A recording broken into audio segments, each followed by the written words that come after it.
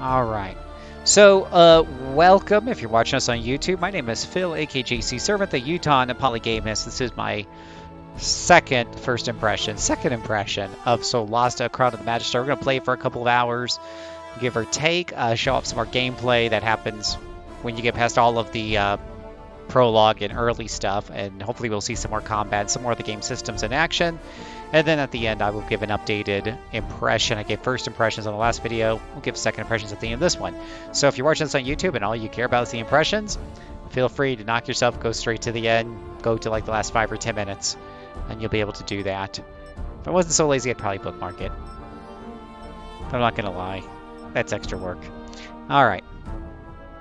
So let's go ahead and load the game and get to it. I don't know if I should use the autosave or not. That's $1 million question.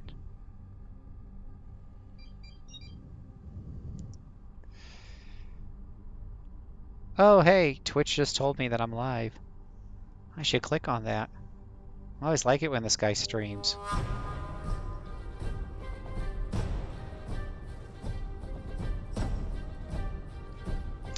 Oh, looks like we're in a fight. That's right. I think... I can't remember what. I think somebody died or something last time is the problem. I don't like it when people die. Let's see, we have the cleric.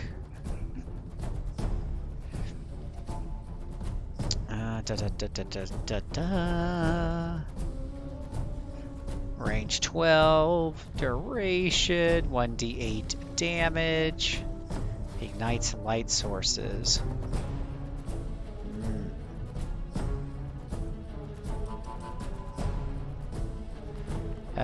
Or we could do 1d6/3 with the mace plus 5 to hit.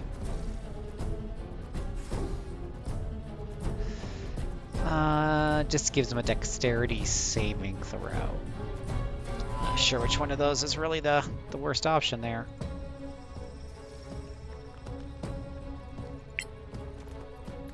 We'll just whack them. Ooh, and we changed up the dice a little bit. It's hard to see. I think that's what I was trying to do last time, and you have to really keep your eye to see if that's working out or not.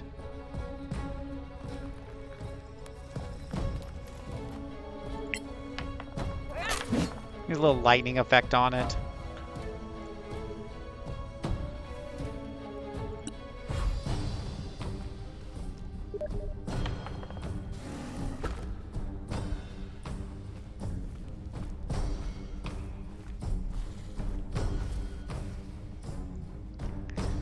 Alright, let's see here. We got another sneaky little guy here.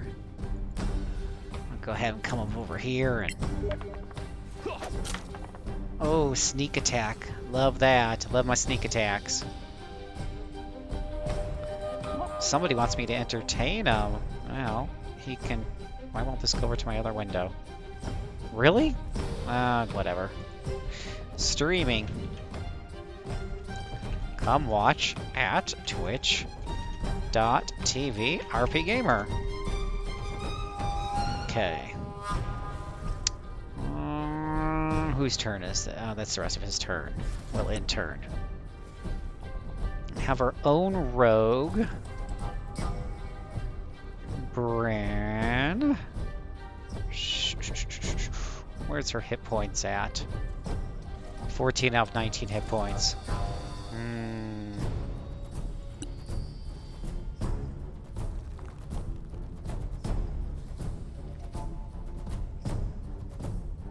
Just go ahead and shoot him. I'm not gonna rush the rogue in front. Oh, you missed.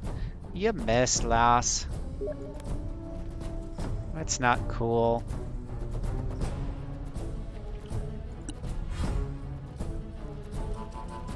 More lizardmen coming up to join us. Everybody wants to join in on the party.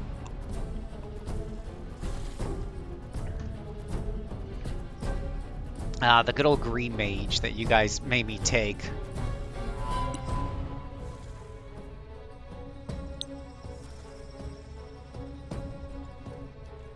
Can't attack. Target's out of range. Oh, it's a very close range spell.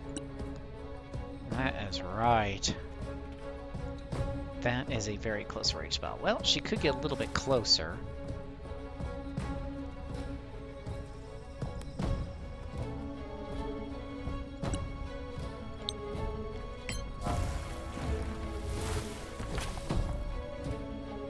Yeah. Oh, resist poison. Of course he would. Alright, let's see. We got our level 2 fighter here.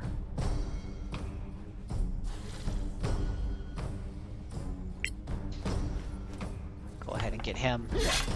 Ooh. I wonder what he got advantage for. This guy's still alive.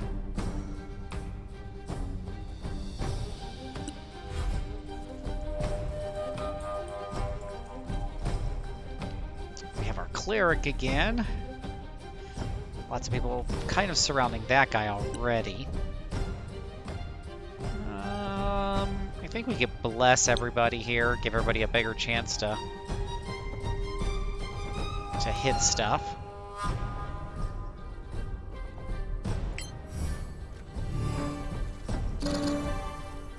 I'm so used to the old school blesses, you know, that you would do, you know, get everybody in an area of effect. Ooh, critical hit. Have a nice game. Prize is waiting for you in the back. What's our armor class? 16? We'll have her wait here. Oh, he's throwing spears down there. That's cheating. Oh, I love this. I love this fighter reaction. See, that just saved her hit right there. And it's a free reaction. It's great. Time to come over here and do a little sneak attack.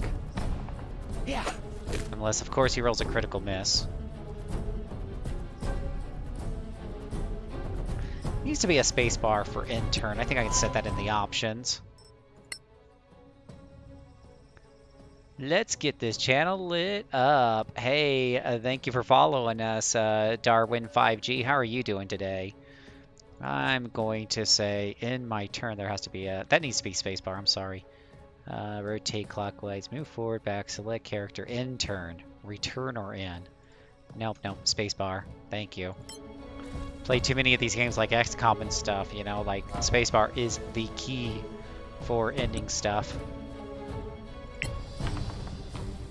Ugh, that's gonna miss. Yeah, spacebar makes that much faster. Space is pause, play, speed up battle by default. Pause? Why would you need to pause? It's a turn-based game. Speed up battle. Yeah, I think I remember something about it speeding up. I don't know, I guess I could look in the options, so I thought the animation's going kind of slow. Okay, so our green mage here, who apparently is an expert at the bow. Actually, yeah, there she goes. Just hitting people with the bow, better than her spells for whatever reason.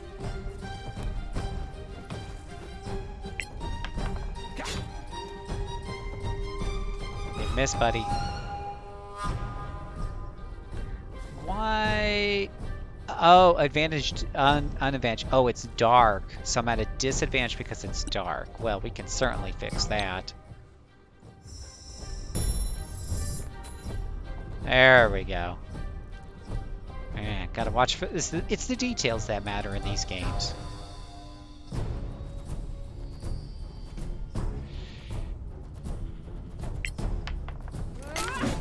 Nice. Oh, 1 damage.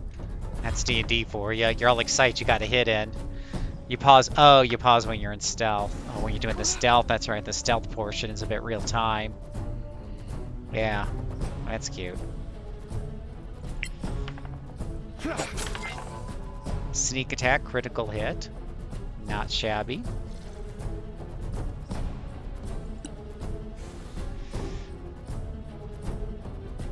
Let's see if we can get a 18 plus 6 piercing damage. Have a nice life.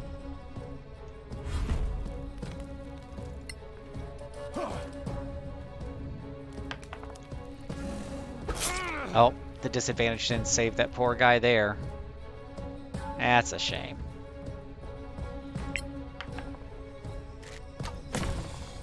So we got a little lightning. I should get a little lightning effect on that.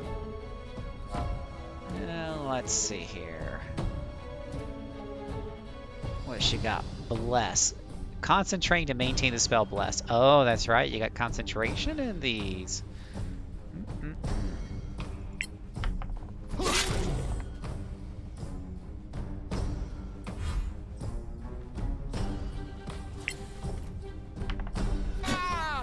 Can only have so many concentration spells at a time. Like one.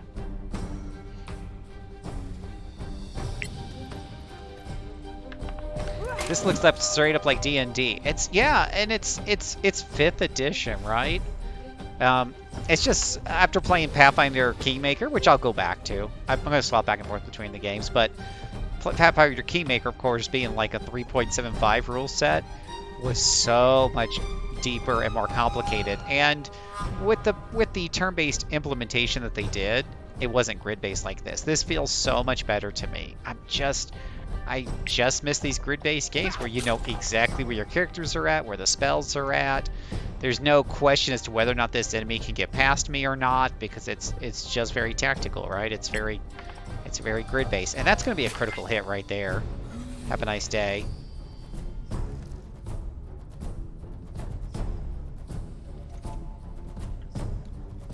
Still have that guy way down there.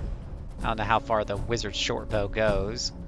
I'm also not super sure about putting the wizard out in front to do that kind of stuff. So,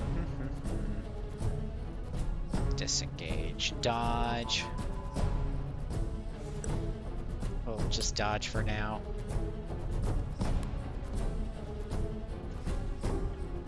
Try to get our fighter down there to get in that thing's face. That's what fighters should be doing.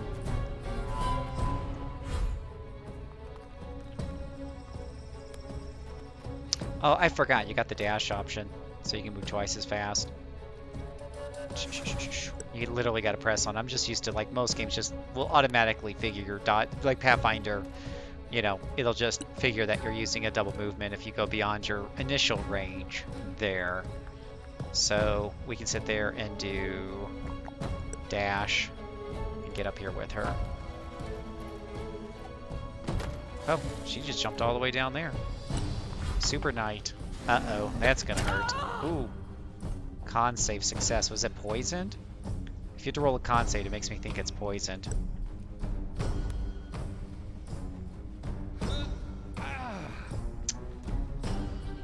Everyone tell somebody about this channel. Let's get it lit up, right? Let's play some D&D tonight. Why? Because this is how I roll. I'm gonna be showing up this shirt a couple times today because got the appropriate shirt for the event. Okay, so we're gonna end his turn, and our rogue has 14 hit points. Let's also kind of dash and see if we can get down here.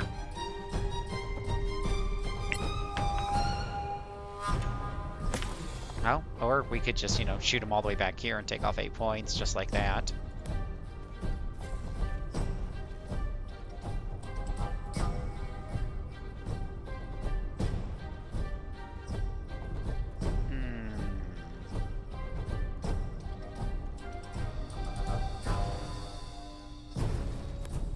Let's get our wizard over here.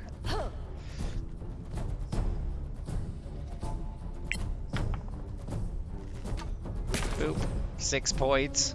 Right in the face. Rotten Akissa.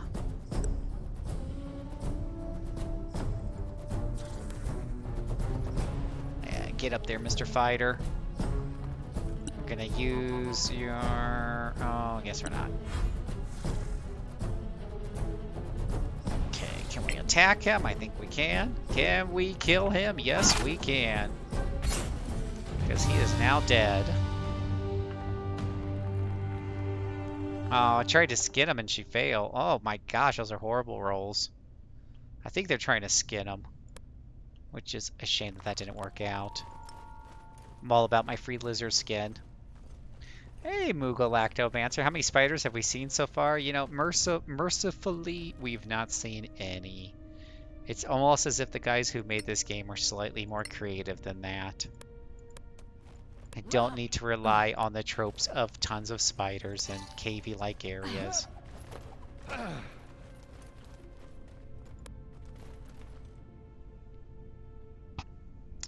Let's see here. We could do a short rest. And start short rest. We're gonna go ahead and get some of her hit points back. 5 out of 19, sure. Oof. That was overkill.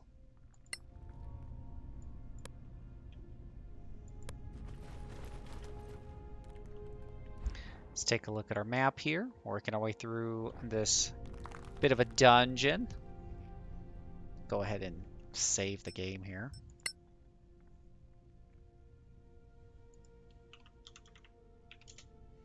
Dung. Dung. Dungeons are just places where dung. Where are the trolls and goblins? Man, trolls and goblins are the worst. I hope they're just not being a tease and saving it for a giant one. Now, see, Moogle, the problem is when you say things like that, you make it happen. You understand this, right? You're the one provoking the spider gods.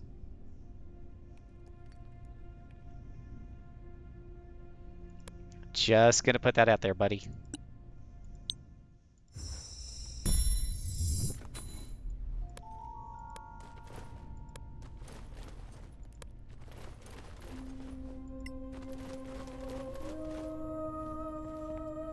We're gonna push around and see what we can find here.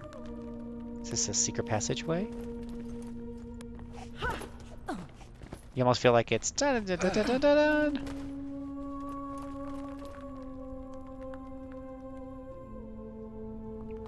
Can anyone read that? It's old Timarian. It looks like a part of an Inquisitor's outfit. So that's from the tower up there? Maybe we're inside the tower. Is that gold? This is history. History all around us. Take it and let's move. The Soraks don't care about history, I'm sure. Yeah, shove it into our bag of holding. We got a bag of holding for a reason. Has anyone played AD&D version 1 or 2 at? Yeah, we played both. I mean, the old games we played were was the original. When you get to like Pools of Radiance and stuff, you're really talking first edition, Advanced Dungeons and Dragons. And then later on we played 2nd edition. We didn't get much into 3rd edition, though. Of course, you know that came with the video games. We played Neverwinter Nights and Icewind Dale 2. Those were in 3rd edition. So that was my only real exposure to 3rd edition. And then we did. Then I went to Pathfinder, which was really diving into the 3rd edition rules. Like, did I just break my tools? Is that what happened? Is that the way that works?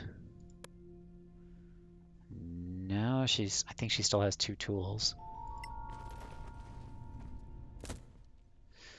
What do we have? We got a crossbow, loot all. Oh, Gazito, the guy who really likes this game a lot, gave me a little pro tip. And you don't even think about this because this isn't the way any of the other games work, but it's really, it really is rules as written. So let me show you guys something. We're gonna figure out something together here.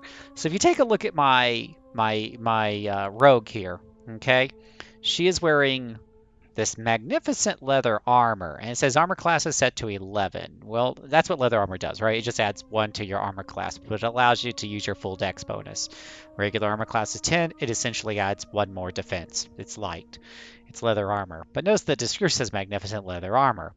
That's kind of a clue that you want to that you want to cast a detect magic spell.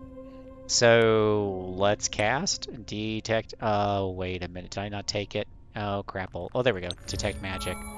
First level spell. Unfortunately, that's going to burn a first level slot. Now, if we take a look at our inventory here, we can see now it's lit up. Ooh. Ah. And unfortunately, I don't know if I have identify memorized. So first you have to detect magic. Actually, I have ritual spells, duh. I should have rituals cast that. Let's go ahead and ritual cast onto her thing here. 10 minutes for a ritual cast. And what that's going to do is, look, it's Lythorn +1. Now, the really funny thing, we could reload up and stuff, but I swear the game was showing a lower armor class before, right? Like, I don't know if really underneath the hood, the game gives you the +1 bonus for wearing a +1 and just not knowing about it, because you would think the magic works whether or not you've identified it. Yeah, that's a tough question. Let's see here. Yeah, Advanced Dungeons & Dragons 1980. Yep. Let's do a quick little bit of Googling real quick. Let me do that really quick and see what we can find out.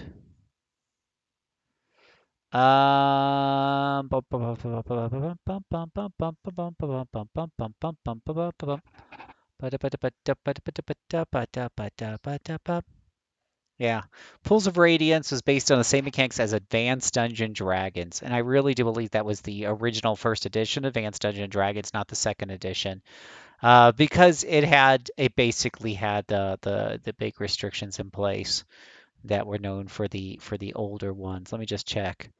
The updated version of D&D was reclassified.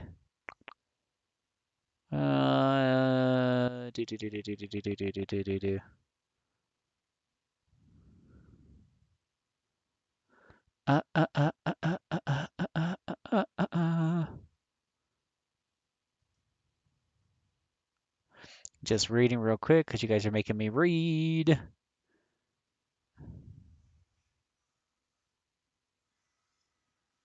Might have been second edition. Let's see here.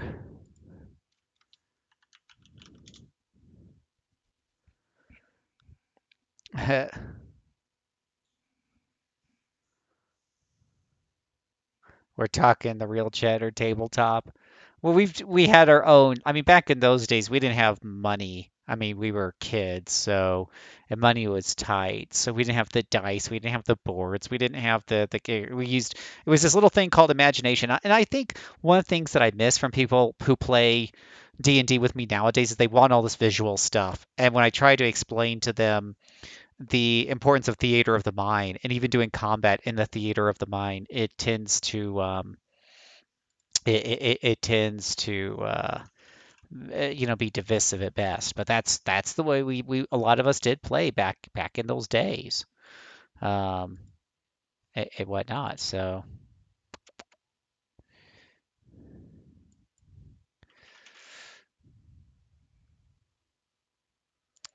that is true. That is true.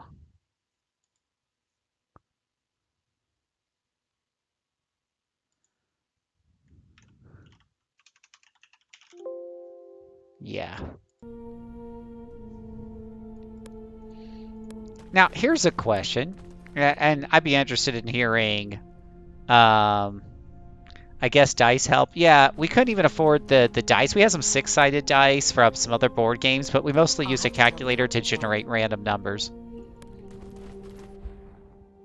I mean, you had to get creative, and that's what we did. We got creative.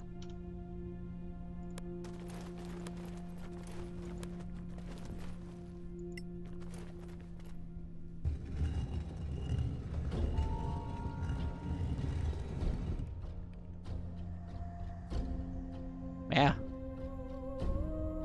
Yeah, you just imagine the dice rolls. Well, you probably end up with some bias if you simply imagine the numbers.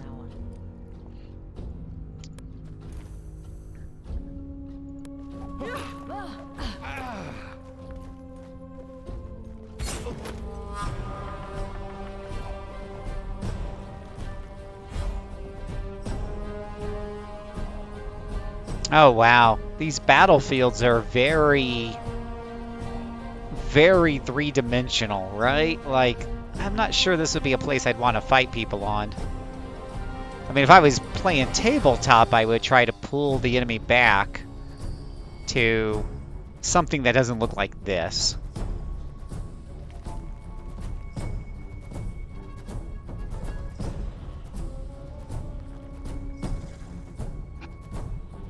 I don't know if I pull back if they're going to follow me. We're gonna give it a shot.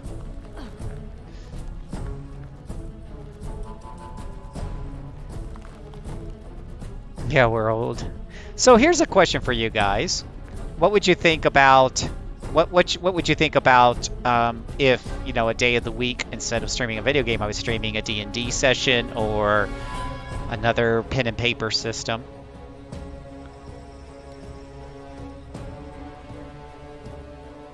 Dash, dash, dash.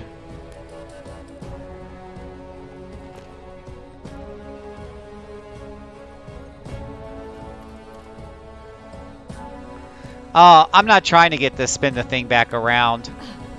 I'm kind of hoping just that if I pull back, it'll basically encourage them to come, you know, onto the bridge here, as opposed to me trying to navigate all of that bouncy stuff. Even if they got ranged weapons, they have to get in a little... Like, he's got a ranged weapon there. No, he's jumping. I'll say. I know some of them probably have some ranged weapons, but maybe we can break line of sight. Even if we got a few of them pulled in, it's better than trying to fight them on what is clearly home turf advantage for them.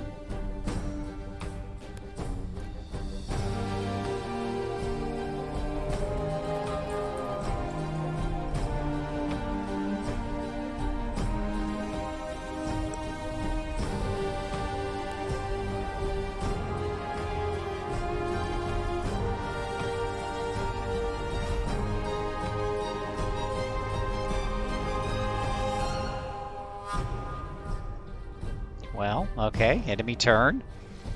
What's he doing? Is he thinking? I guess his turn is over.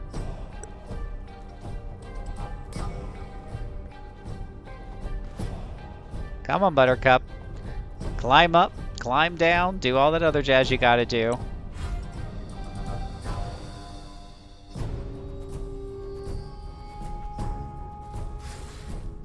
I guess wherever these guys are at, they're kind of climbing up and down a lot, and I'm guessing that's what's making this thing take so long. Look, he's trying to make athletics checks and stuff. Now he's getting incapacitated, so we're forcing them essentially to come to us, and that's gonna hopefully let me set up like a front row of defenders here.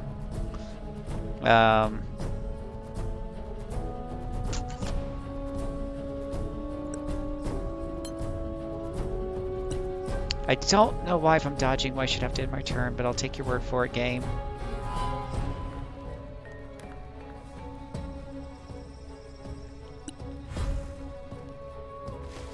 See, kind of getting them coming in this direction. That's the whole point. I don't want to thrust out into that mess. Ooh, critical miss. So they are doing some ranged attacks here. That's fine. Unfortunately, it seems like, well, I'm lit up is the problem. And I'll say they probably have, they do have the edge on ranged attacks. Let's see here, dodge.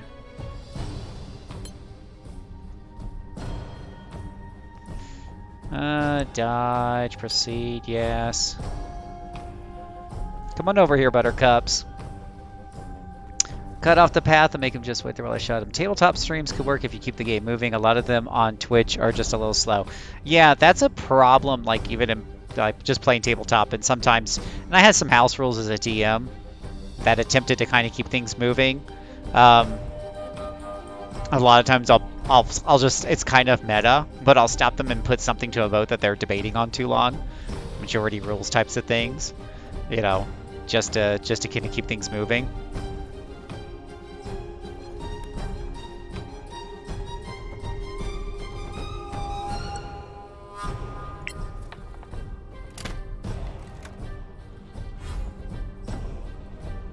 But yeah, I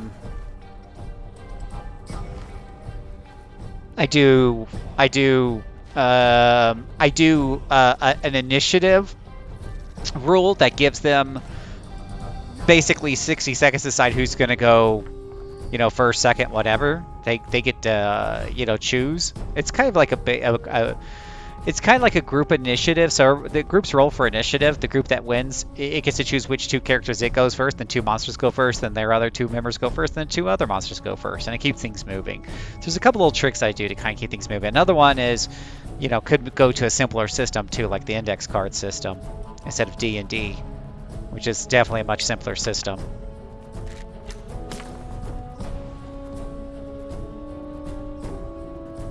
The cleric. Do. No, we're just gonna have you kind of come over here and stand your ground. Whoops, dodge.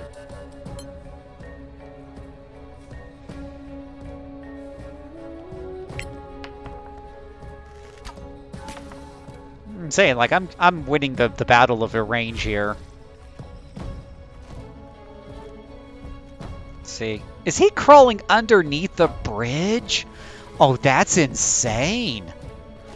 Oh, that is wicked. Oh, that is unexpected. Holy moly. Oh, I did not see that. Well played, game. Well played. Wow, well, we definitely don't want him to kind of like have an easy path to this squishy mage. Well played, though. I did not see that coming at all. What do we have here? We have a Bless, we have a Cure Wounds, we have a Guiding Bolt. Can we Guiding Bolt somebody as they in range? Yep. Paladin Guiding Bolt. Ooh, nice. Oh, have a nice day. Prize is waiting for you in the back.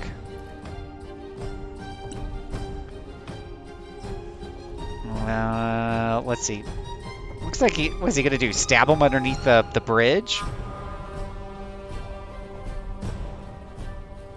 That puts him in the front, but they're not too close. Yeah, sure. I want to see this stabbing around underneath the bridge. He's doing like stabbing his hands or something. Yeah, the camera doesn't let me rotate on the Z-axis, so it makes it hard to kind of see, but it looks like to me he's underneath the bridge. D, that's always been interesting. What do you think, Sabin? You're kind of quiet on the subject. Sneak attack, nice. Stabs him underneath the bridge.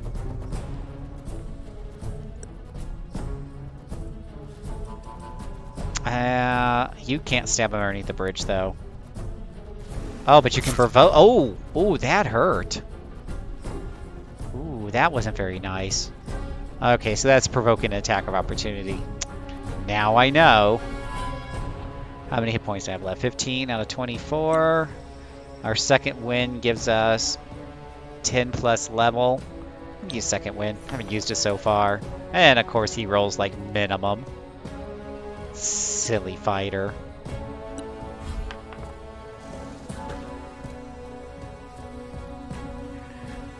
You can click on the compass. Oh, you just can't rotate it to look underneath. Well, that's kind of silly.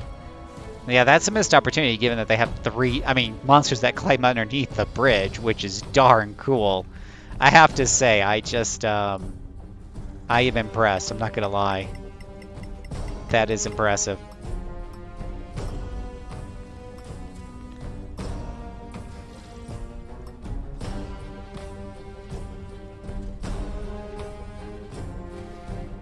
Alright, let's see here. It is the rogue's turn. This is weird, though. I mean, he's underneath the bridge, right? But she's got line of sight from there to shoot him? Through magic witchcraft? I don't know.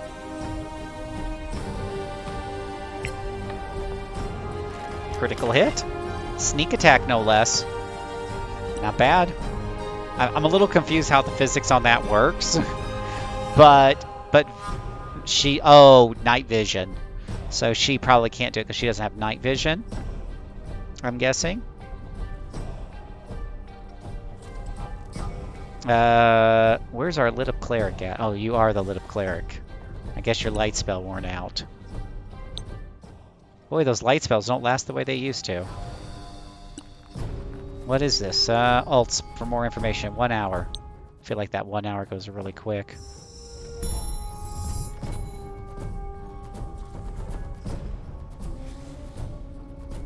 Let's go ahead and put you on your sword and shield. Get your armor class up to 18. And put you here near the front. Can't attack because you cast that round.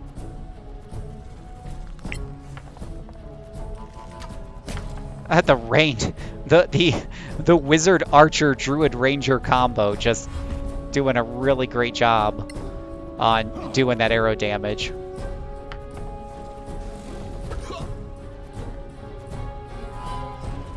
I do like how they climb all over the walls and everything else. That is something I've never considered doing before when DMing. I mean, this is the stuff that's a little bit harder to DM too. You know, it's hard to DM in a third dimension. Unless you got some really advanced tabletop tools.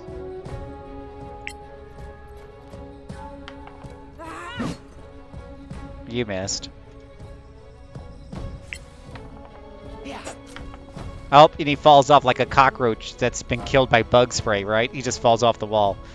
Well done, game. Just well done. I don't want to put him in the front. How many monsters do we have attacking after this?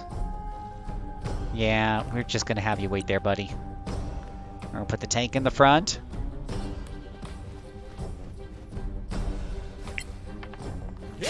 There you go. That's how you do it, fighter. You fight.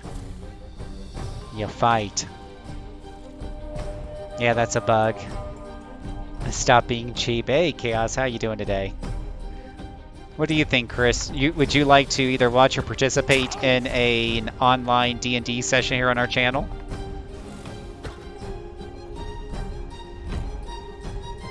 Oh, we're gonna do an attack of opportunity. Oh, wow, she whacked him good. And he crawled underneath the bridge. I'm a little confused as to how they're... Is he on the side of the bridge? Is that what he's doing? I mean, it literally looks like they're underneath the bridge, so how are they able to... I guess they kind of reach up and over and claw him, I guess? Is the logic there?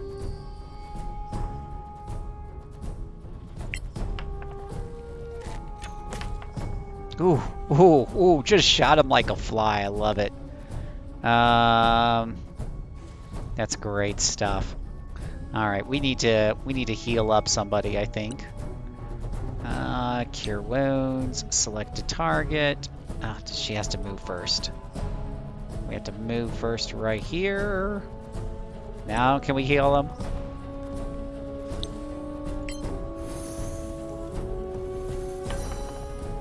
Oh, of course. Stupid bad dice. At least we have that healing domain thing that helps. I love it. I love it. Just doing really good at the ranged attacks. Ouch! Oh, great. He failed some sort of con. Gosh, he's down to 5 hit points. That's no bueno. Do you have Cure Light Wounds too? She does.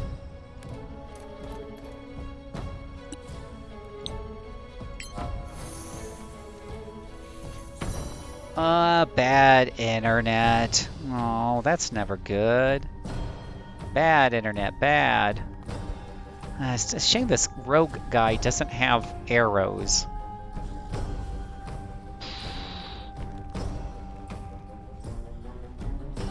Ugh, I don't want to put him in the front.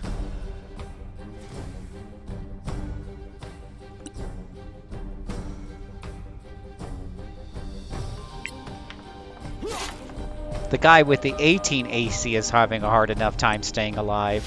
We're going to use an action surge and just get some more damage in here because we can.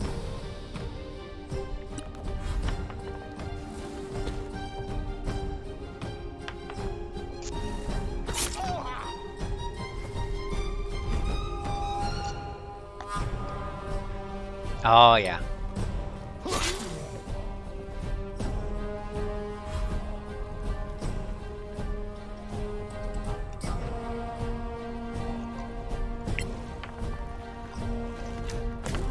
Yeah, I just love it when they shoot him off the bottom of the bridge. It's just like shooting It's like shooting a spider with bug spray and then it just falls off.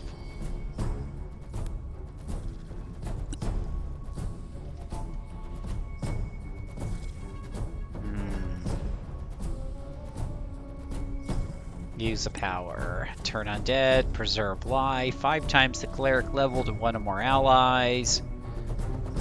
That'll help several people.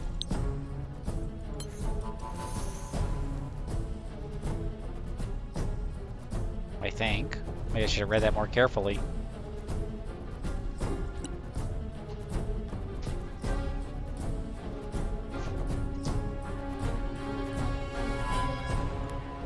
Move you up to here. Can we get a shot? We can.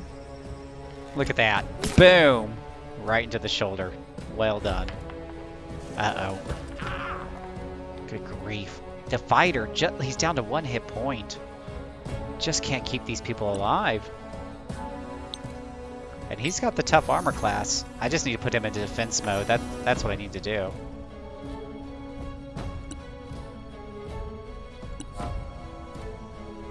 So we can put in dodge mode.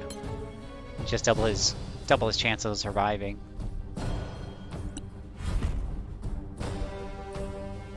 Is attacking. Let's block.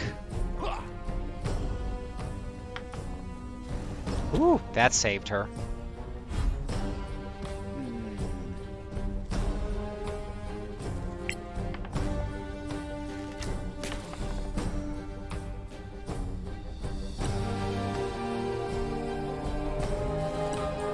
We're out of healing spells. Strike an enemy with radiant damage. And the range on that is what, 12 squares? That sounds happy. Feel the power of Sacred Flame. I like the special effects.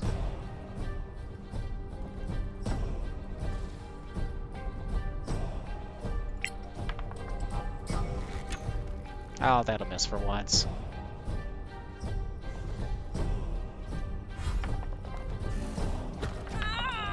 Oh, so he goes after the other lady who wasn't dodging.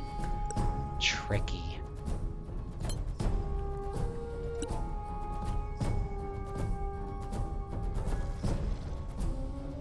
Tricky, tricky, tricky. How many hit points is it? He got 6 hit points left. Good grief. Oh, can use a potion. Healing power. Hopefully he doesn't regret it and get shot like twice.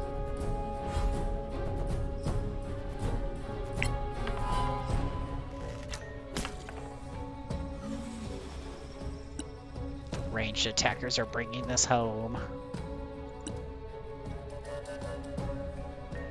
1/8 damage, safe to get, and nice light sources. Target is out of range. Gotta be closer, Buttercup.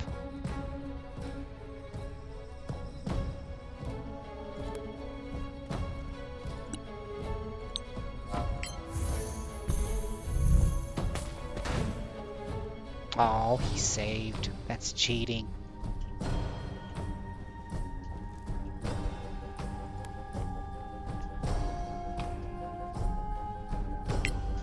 Oh, she's gonna roll at disadvantage because he's in the dark.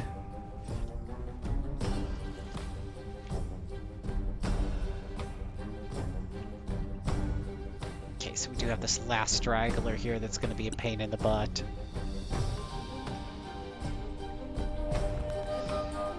Let's see, let's move her over to here and see if we can get a little bit of a spell on him. Nope.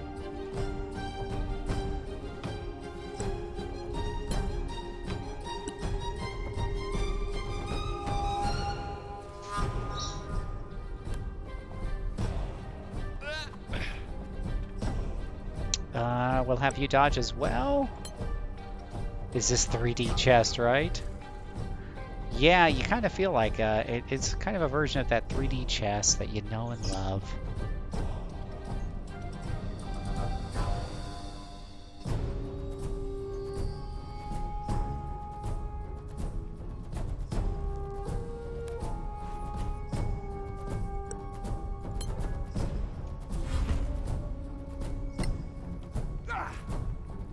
not sure how him, like, doing that move. Oh.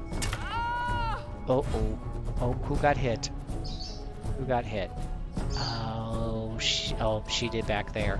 Man, we really need to stop this guy somehow. He's just tearing us apart. He's getting these really lucky rolls and just turning us into pincushions.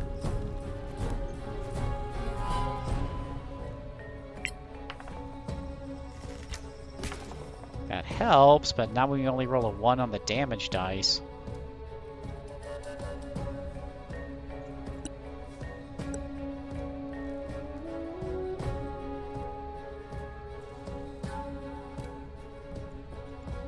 Your movement is okay. Bad. Let's see. How far can I get?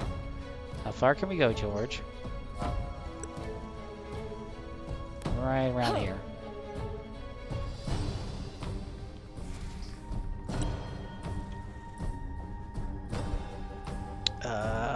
Can't get very far. Stupid terrain. I'm not a big fan of this, like, super 3D terrain.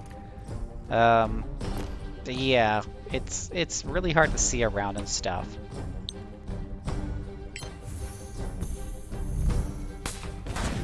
Oh, come on. Every dice he rolls is like 13, 15, 18. He makes all of his saving throws and he hits us non-stop. It's starting to get a little irritating.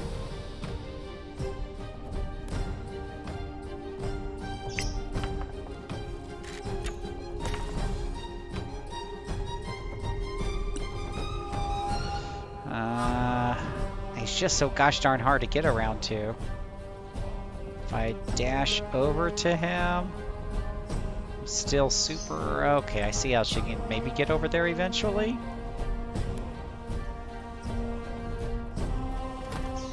Come on, get on over there, pumpkin.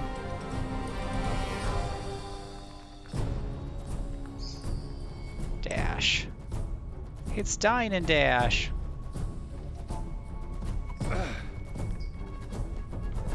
Yeah, fireball, right? Yeah, I wish.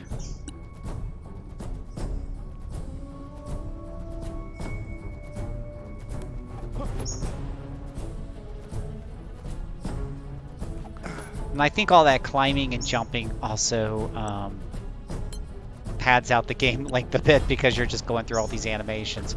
Well, it's nice to see him miss an attack for once. Oh, what the WTF? Did he just teleport? Again, very rude. And of course I'm going to miss the bow shot. Come on, just die, dude. This fight's dragging out way too long with this last dude, seriously.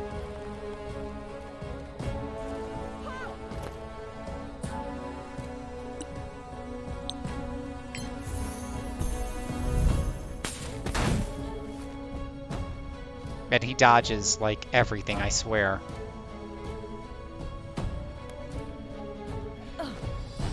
Long fights. Yeah, it's just... Well, and this is being unnecessarily drug out by the 3D... There it goes.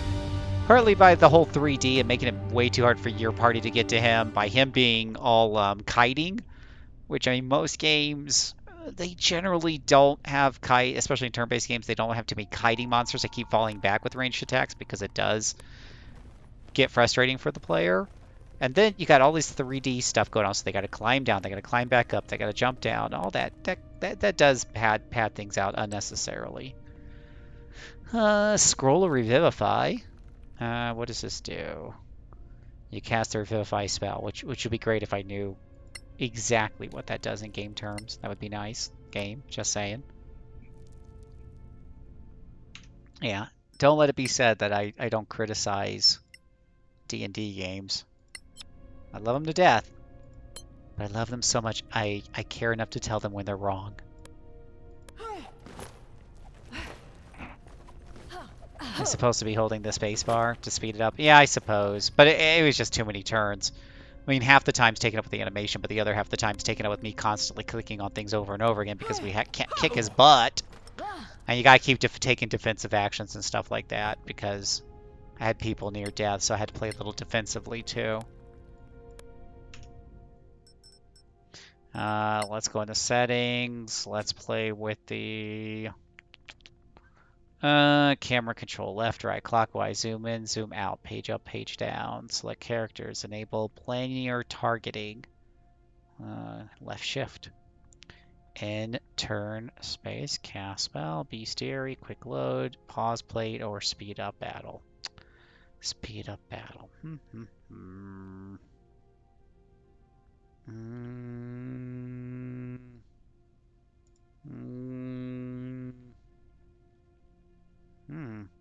Doozy. Setting. The Z key's already bound to the setting, edit, undo tile command. Okay, sure, whatever. As I break all the keyboard settings.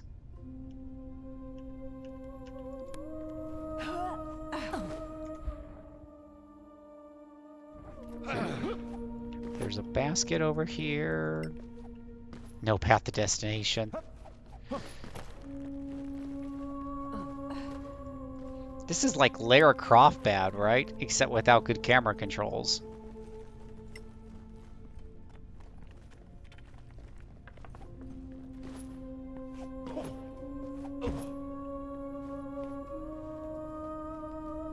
High risk, high reward, all or nothing strategy.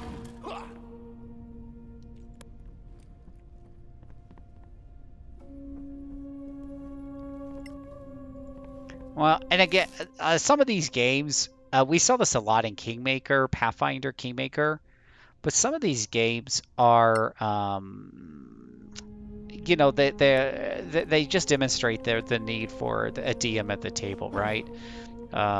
You see that a lot with Pathfinder Kingmaker. If I'm DMing this battle right here, first of all, I wouldn't have created this mess, but even if I did, it's wow. He just totally athletics that. That was pretty cool. I would have, you know, when there's one monster left, you just have them you just hand wave the death, or you know, have them run away, whatever. Something, you know, a little cinematic if you need to. Let's see here. I just love how he just athletics over there.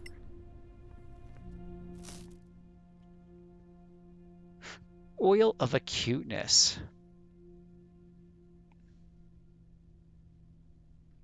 Okay. Orb, spell focus. Dagger. Sounds groovy. Let's see him athletics himself across again, or if he just falls. Oh, thought he was gonna fall on that one. All right, so let's just do that little spell casting thing again. Cast spell. Go into our rituals, and we can detect magic as a ritual. Check out our inventory. With all that lovely stuff he picked up. Healing remedy.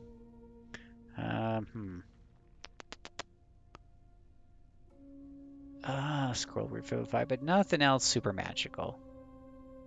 That's a shame.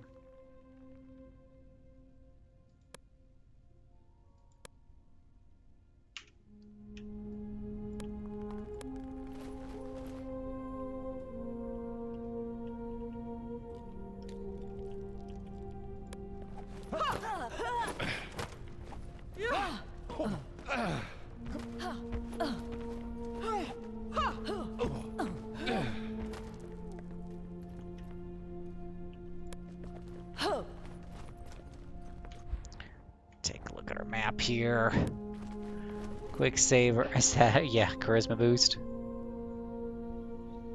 Well, if I hand wave charisma, you know, because the DM, like, you're the, you know, you're orchestrating stuff or whatever have you. I mean, the rule I always gave is the players get the full experience for the encounter, no matter how they dispatch it, right? If you sneak past them and you still get the objective, you get the XPs if you beat them in battle. If you manage to chase them away because you killed half of their group and the other, you know, the other half loses morale and runs away, you still get full XP.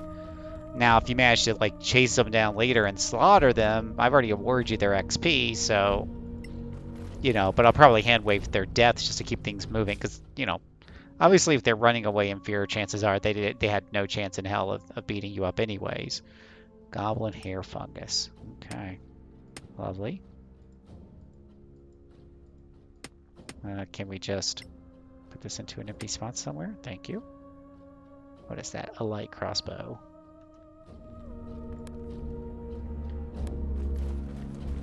So, yeah, the last thing I want, though, is to spend an extra 10 minutes of pen and paper dice rolling just for that last guy who, for whatever reason, staring death in the face, continues to fight anyways, just for reasons.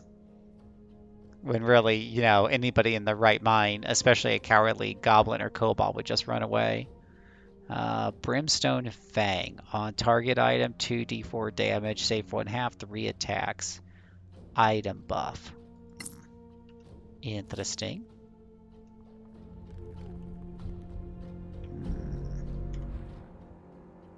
Ancient library.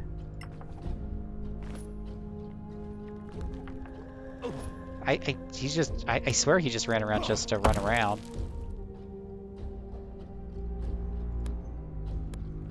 No path to destination.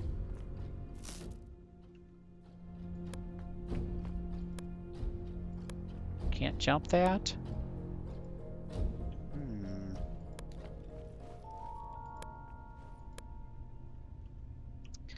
You must gather your party before venturing forth.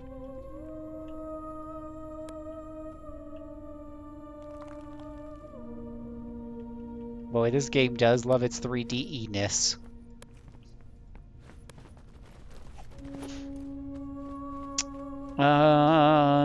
Monsters giving XP, under Rail Oddity. XP is basically you find certain items in the world. Actually, a lot of my campaigns, what I did is to make it even faster and simpler, I just did ad hoc XP. So every major chapter point in the story, party gained a level. Done. No math needed. And so, again, no matter how you get past the problems of the monsters, whether you beat them, make them run away, sneak past them, you know, diplomacy your way through an encounter, whatever it might be, you just need to resolve the major conflict of that chapter to level up.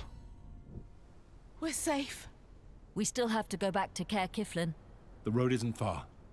I suppose we'll meet again in Caer Kiflin. Are you good to return by yourselves? Of course. Sure.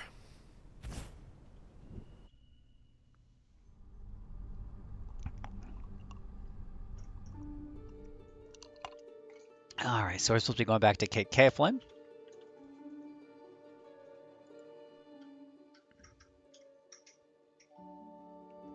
Okay, so before we do that, let's go ahead and save.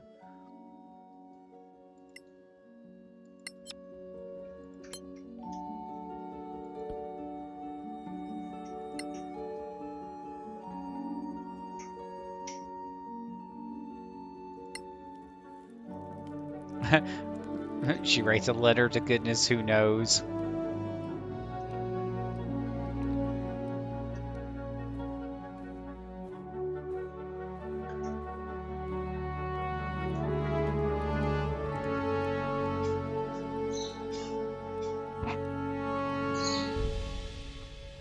Okay.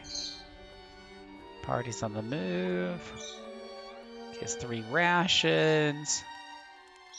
I like the little text here.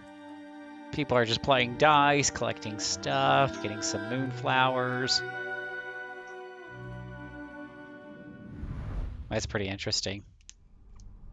If you're just joining us, welcome. My name is Phil, aka JCServant, the Utah, and Polygamist with RPGamer.com. And we are playing some Pathfinder, Solasta. Solasta. You know, where is my little game? Usually I have the game name at the top corner. There we go. Solasta.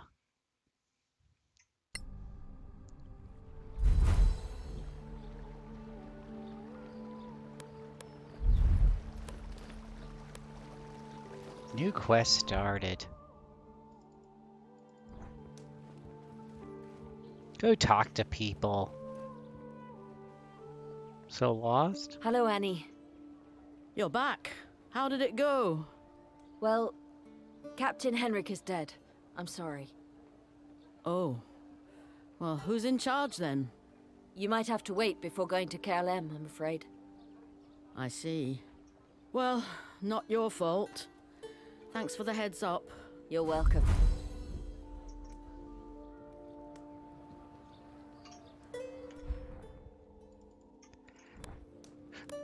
Whew. So lost, huh? No, not lost. I don't think I'm lost. We're turning back in quest. Oh, here you are. How was the mission? Not paid enough.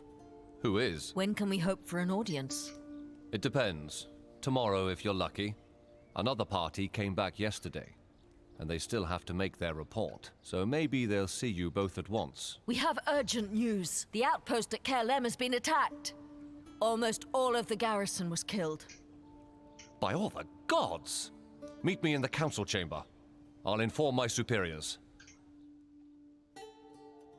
By the gods. The Legacy Council is now in session. Captain Merrin has the floor. Ladies and gentlemen, Your Royal Highness, my party and I have made a very worrying discovery in the Badlands, near the place we call Black Hill. We saw a group that we took to be scavengers. They attacked us right away, but we were able to fight them off. They were trying to get away with this. What is it? This box contains a gem. A ruby, it appears. We have determined that it has magical properties, and we believe the Council should examine it. So we will, Captain. But really, is that all? You called an emergency meeting of the Council for a simple magical gem? Her Royal Highness has a busy schedule. Please, Lord Denantar. In this chamber, I'm just a student of magic. Here. Anyway, Captain, the Council has a great deal of business. They were Sorax, our attackers. Not scavengers, not bandits. Sorax. Sorax? Is this a joke? The Sor Akath are no laughing matter, Lord Fasek. Oh, you know what I mean. What do you mean, my lord? How many times has the Council heard tales of these so-called Sorax? At least 20, I'd say. More. 23. Yes, more each year. It's becoming a fad. Our church has been warning of the Sor Akath since humans first came to Solasta, in the wake of their foul god, Sortar. I'm sorry, Captain, but you are certain that you encountered Sorax? If you doubt her word, you can trust ours. We fought Sorax ourselves. What? And who might you be? Some new recruits, my lord. They were sworn in quite recently. New recruits, eh? They place too much stock in rumor, it seems. They assure me that they saw Sorax as well. Wait, do you realize how serious this is?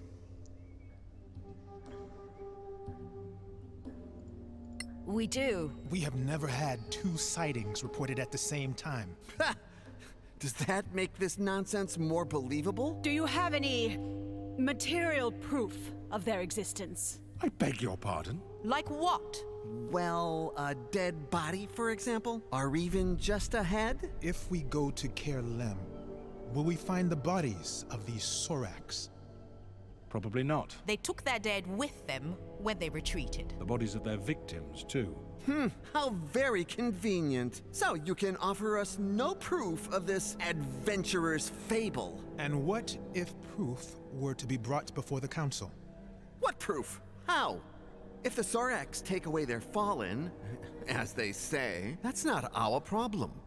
Let them find a way. These are new recruits, correct? Then let this be their new mission. Bring us the head of a Sorak for the whole council to see. That would certainly be proof, Lord Fasek, would it not? Oh, very well. Meanwhile, the council will examine the gem. If there is nothing else... Dean Ayala Fasek of the Tower of Knowledge calls for a recess. Does any member object? No? It is resolved then. The Legacy Council is now in recess.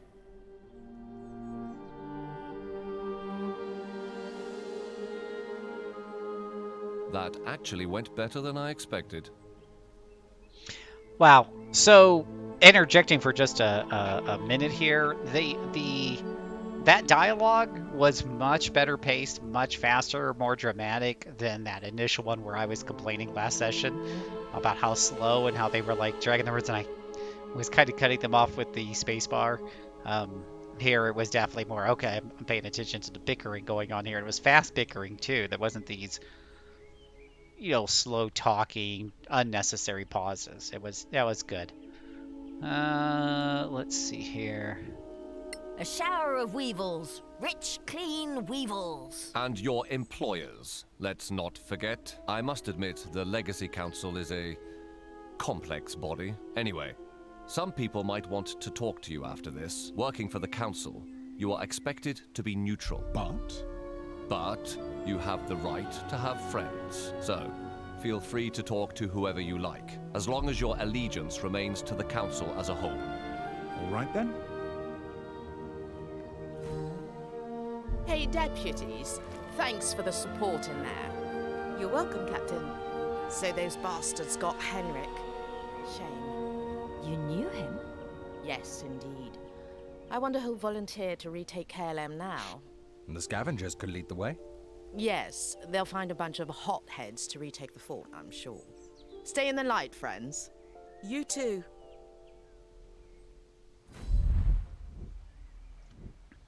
Okay.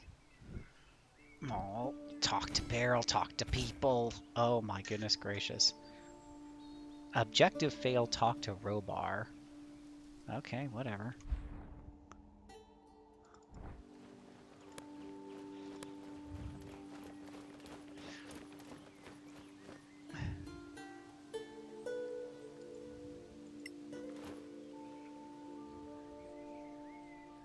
Well, if it isn't our brave saviors. Good day, Lieutenant. I'm no longer a lieutenant. I resigned my commission. I work for my people now. I will never step foot in the Badlands again. I understand your reluctance. I've made my peace. But you aren't here to check on my welfare, are you? No, we have questions. Your scout, do you know where he was before the attack? You mean Daliot? Right, Daliat.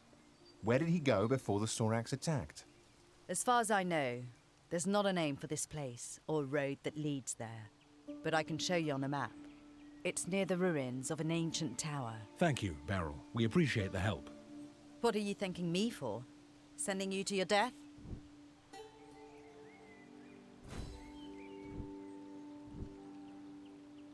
Okay, new destinations are available.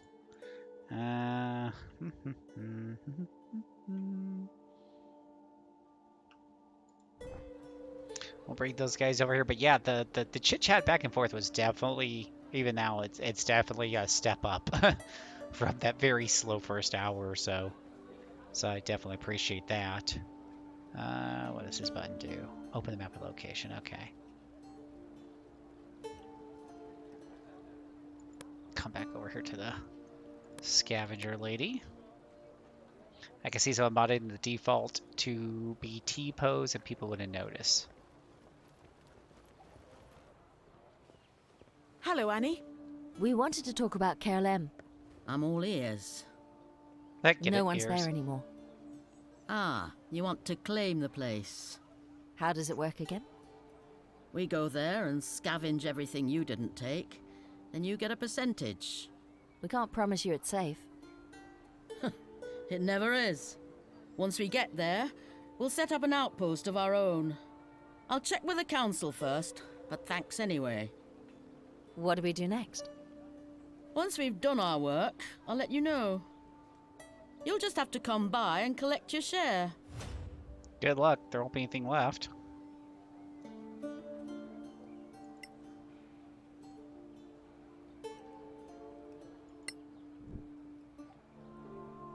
So we took everything. Why would I leave stuff behind? You've cleared location monsters. They will send their people to collect. Each time you fetch a scavenger, you can claim the money they owe you. They take a portion of the value. You also have the chance to buy back some of the collected stuff beforehand. Blah, blah, blah. You don't have to talk. You can click on the sign nearby.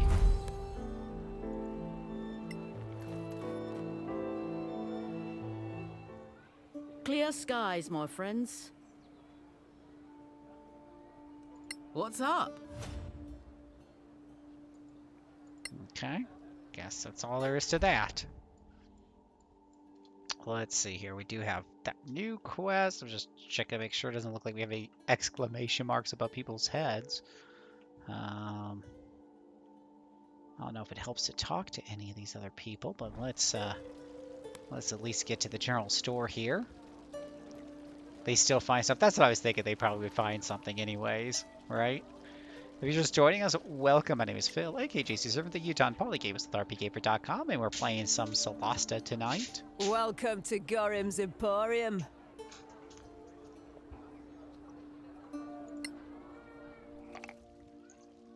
Yeah, let's sell some stuff. I think we got like a lot of rations too.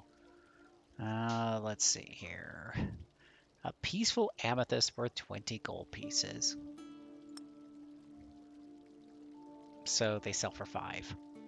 Well, we need to up our charisma game here. Are you the one with the charisma? Oh, apparently you're not. I wonder if it would sell more if we gave it to somebody else to sell, just out of curiosity.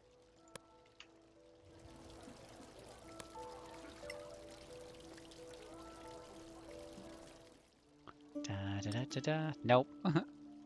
Figure it wouldn't hurt to try. Interested factions. Ooh. Well, we should give that to the interested faction. Oops. Nope, I need those arrows. You can't have them. Arrows are all mine.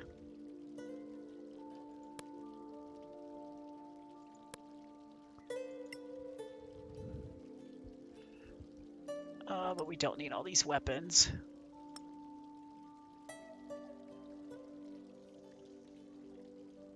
Primed short sword. Oh.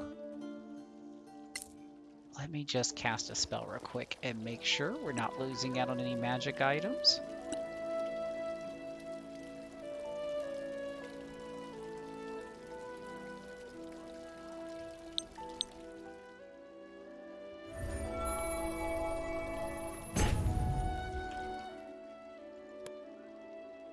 Doesn't look like anything we have is magical. So let's go ahead and sell some stuff. Welcome to Gorim's Emporium.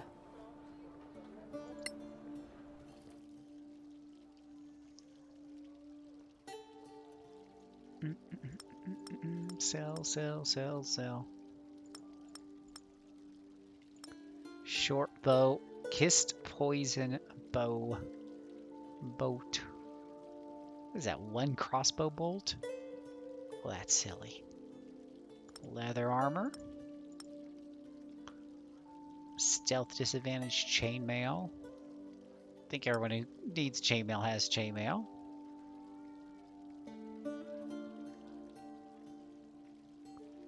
Oh, we got some people who want that. Drat. I can't, you know, I'm so used to like going through and putting everything in the bucket to sell, and you really can't do that here. You pretty much just need to do one person at a time.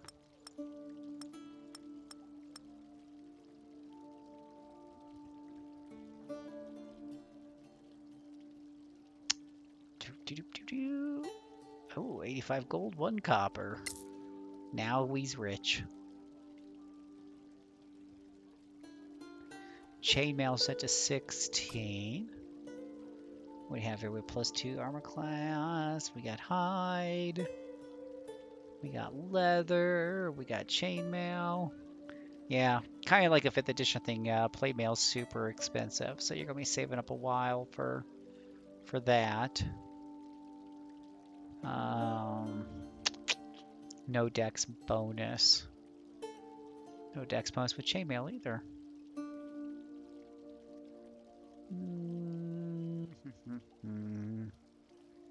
13, 12, nothing big going on there. Nothing too fancy. Check out my newly minted archer here. She did, oops, nope, I wasn't trying, no, want to sell. Maybe just have her buy some arrows. Crossbow bolt. Nope, we need arrows. We need arrows. Dart. Oh, people use darts? Rapier. Scimitar. Javelin. Alright, which one of these is arrows? Arrows, arrows, arrows, arrows, arrows, arrows. Oh, the thing at the top.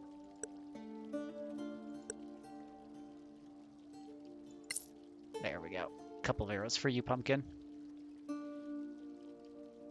Since you're so good at it.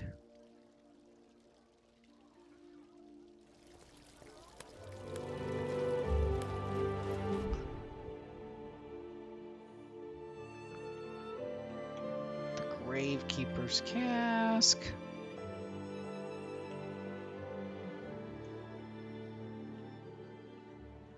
Let's go and talk to this person here. And hook a brother up, see if they want any of these things we picked up.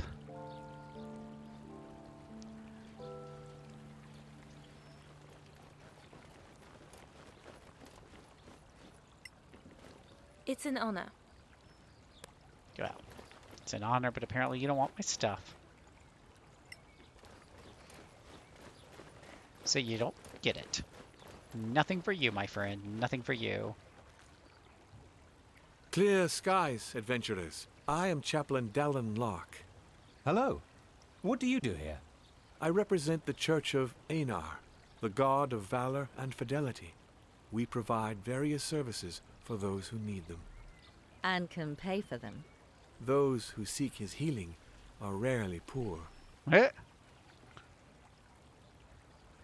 Okay. Thank you. We need to go. Stay in the light, adventurers. And those who need his services are rarely poor.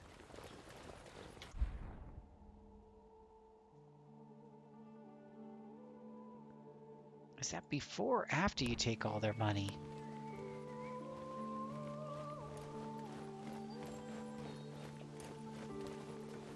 Anybody else been playing this and have thoughts on it you would like to share? And I can read for our friends who are watching. If it isn't our brave saviors. I know Chris has been Clear playing a skies, bunch my of friends. this.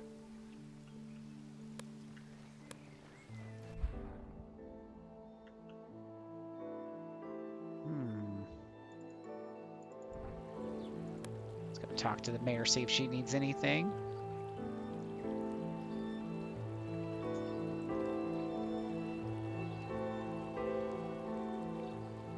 Nope, you've had it wish listed for a while. I'm waiting until there's a new spider. Maybe there's no spiders in the game, Moogle. Have you thought of that? I'm busy. Come back later. You're busy. You're standing here. You're literally doing nothing.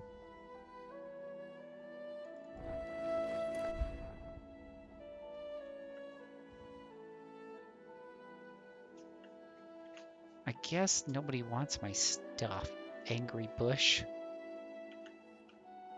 Because it said that there was people who wanted my stuff. Oh wait, let's try this guy over here. Maybe he wants my stuff. This game not having no stars would be too good to be true. I can't imagine just not picking games just because there's spiders in them. That would eliminate so many good games. They're just video games. They can't bite you. I mean, they bite your characters. Don't get me wrong, but... Now I'll tell you, the spiders that give me the little bit of the heebie-jeebies and we're at Defense Force when they're really huge and they literally are coming at you in 3D. Clear skies, adventurers. Clear skies, adventurers. That gets a little interesting.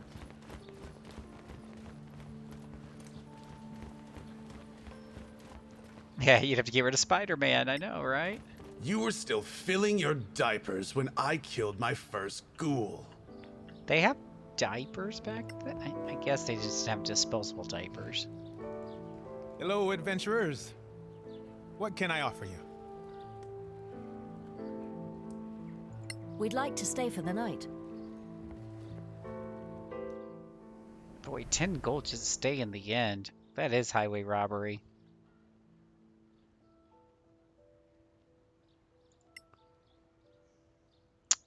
Detect magic, detect good and evil, guiding bolt, inflict wounds, shield of faith.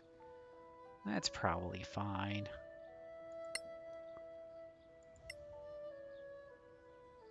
Entangle enemies restrained. If they fail their saving throw. Slows down those who inflicts unable to move. That's pretty good.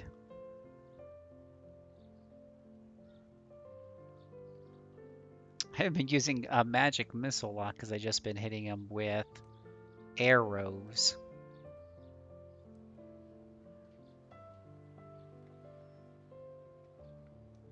And I don't know if you need detect magic if you got it as a ritual. So let's try that.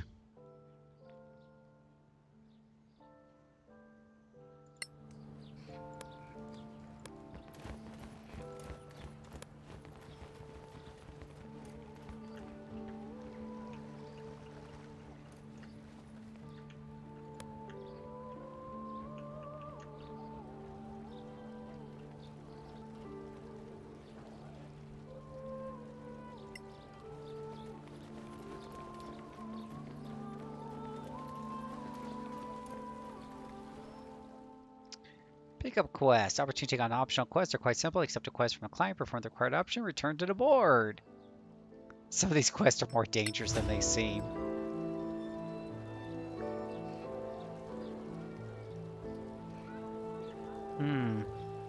Level 4 or level 2.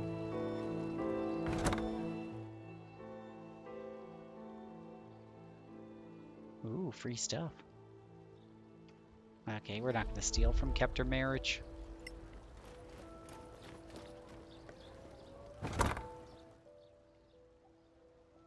Unknown party stash.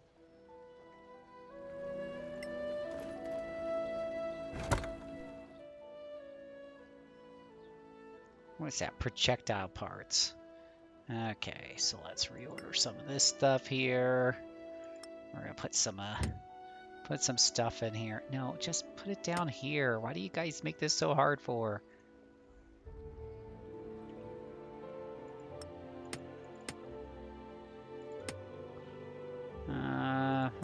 No. No. Wow. Okay. There should be double-click an item to auto-loot. I should be able to double-click an item to stick it into the stash, but no, it equips it instead. So I got to drag its butt down here.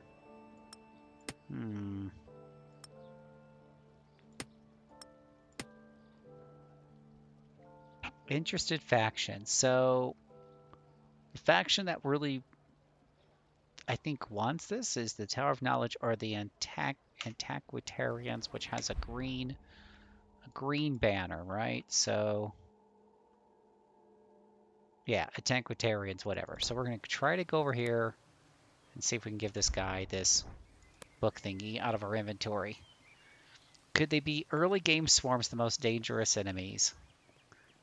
Yeah, right? Were they? Yeah, those were spiders. That was just stupid in Kingmaker. It's not happy about that, as you guys know. Very much not happy about that. And I know Pathfinder. I can't imagine players who aren't familiar with the rules dealing with those things.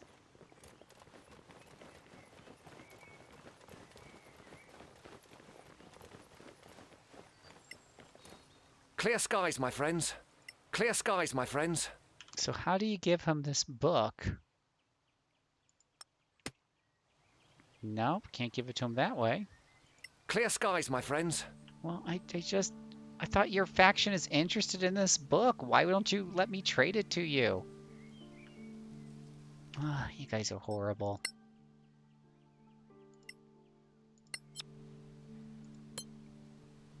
You can't do that yet. After the next quest. Well, that's silly because there's a tutorial for it and everything.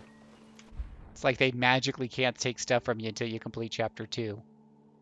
That's silly. Silly, silly, silly. The game is glitchy, I know, right?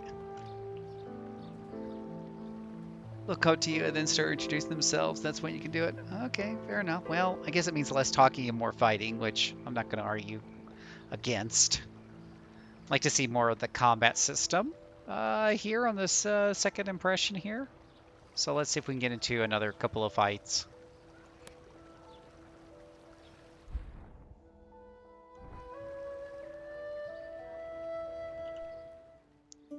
Adventure log. Quest log. Alright, so we're supposed to travel to the ancient tower. So that's what we'll do next. Oh, hello. Yep. Let's go to the ancient tower. Oh, possible Sorak base. Is that the ancient tower?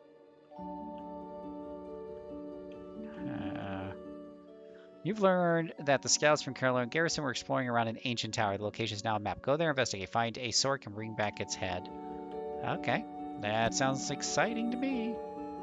Let's just head on over there. I feel like there should be like special travel music. Like the, if you watch the old Price is Right, where the little guy's climbing up the mountain, does the yodelay-hee-hoo, yodelay-hee-hoo.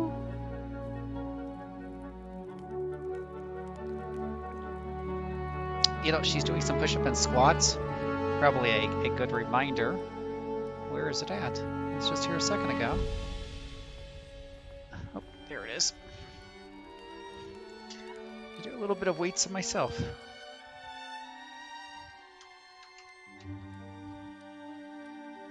Da, da, da, da, da, da, da, da, da. Cleans his shoes. Yay.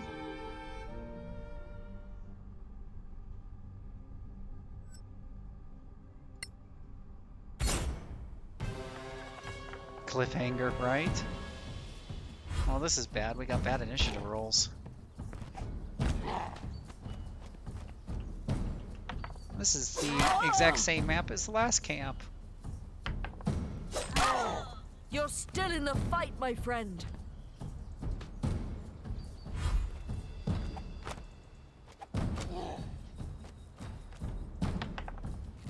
Ooh, that's cheating.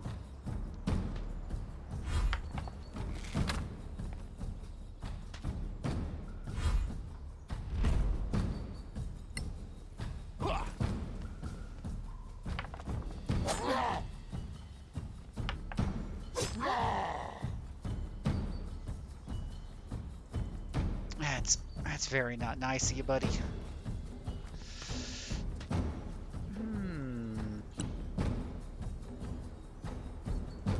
Magic missile. Maybe put him to sleep. Sleep is probably a good idea. Don't know if I can get both of these guys with a sleep spell. Probably not.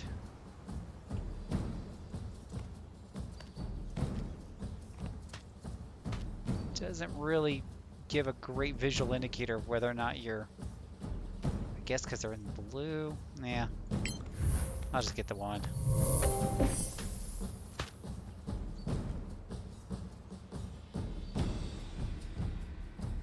He's enjoying his nice little siesta now.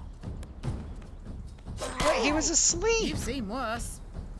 It said magically asleep! Wait. No, my character... Oh, what the... My character's asleep?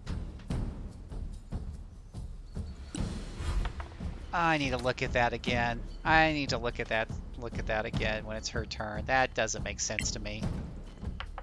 Ah, damn it! Of course. Of course. Ah!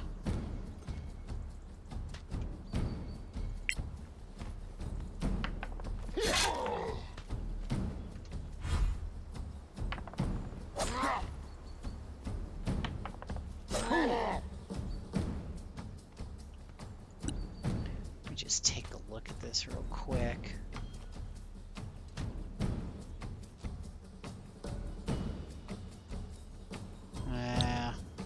You know, I could be, I guess, somewhere in making the new edition. See, now I'm gonna Google this up. This is nerd pride here, right?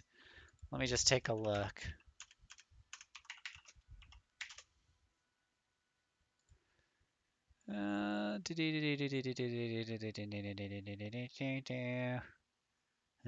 Whatever. It's really something else like in a turn-based game. You shouldn't... I don't know. It's very unusual to accidentally target your own people with the spell, but that's exactly what happened. somehow I managed to target my rogue with that spell and not the enemy. That leaves a bad taste in my mouth. We'll see.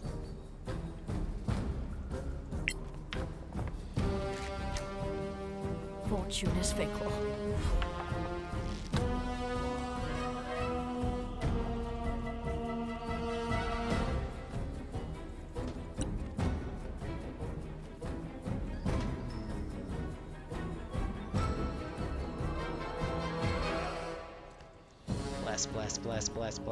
Bless. Detect magic, bless. 1d4 to attacks and saving throws.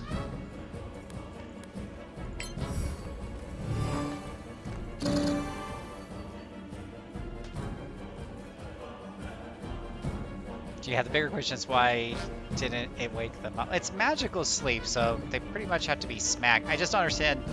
I'd have to go back and watch the replay. I don't know if I really messed up with the mouse that bad, but how in the boop did I hit, did my rogue who's over here gets hit with a sleep spell, but this guy who's right here doesn't get hit with it? You know, something's just taste funny there. Leaves a bad taste in my mouth.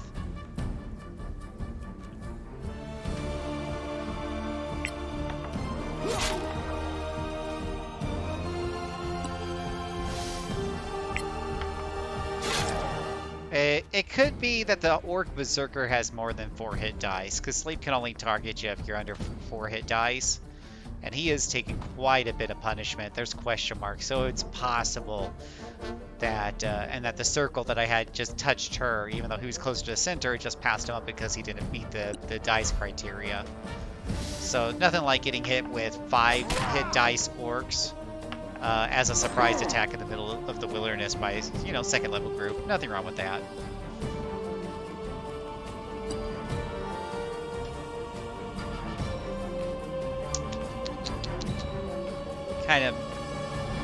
Kind of makes me wonder if I should give it another shot or not, but that might be wasting a spell if these orcs are indeed 5 hit dice. I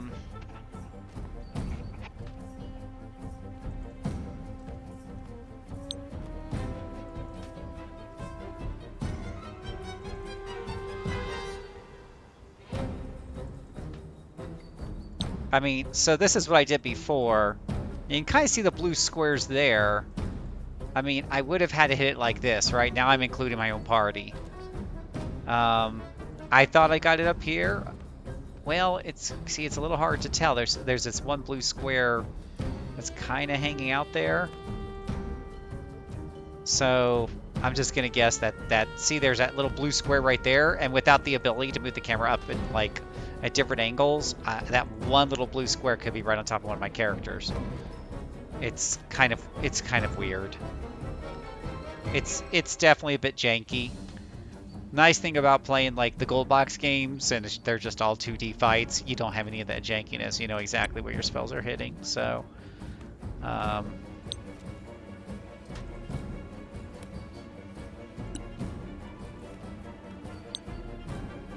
wow, you have to be really close for that poison spell.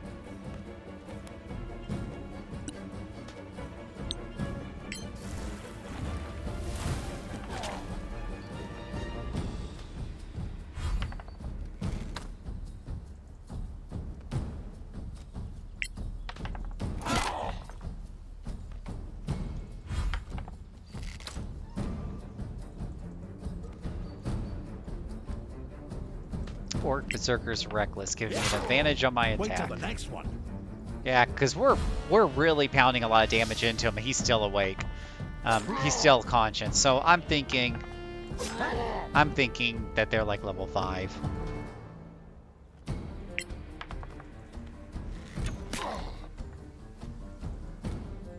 Yeah, I am like, I think I've done 50 points of damage to him so far.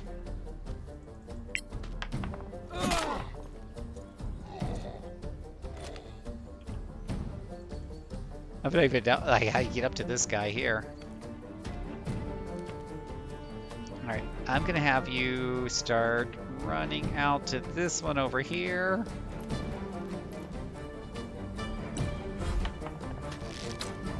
I like how it zooms in if it's gonna be like it's gonna be some sort of epic attack. No, he just misses. Dash.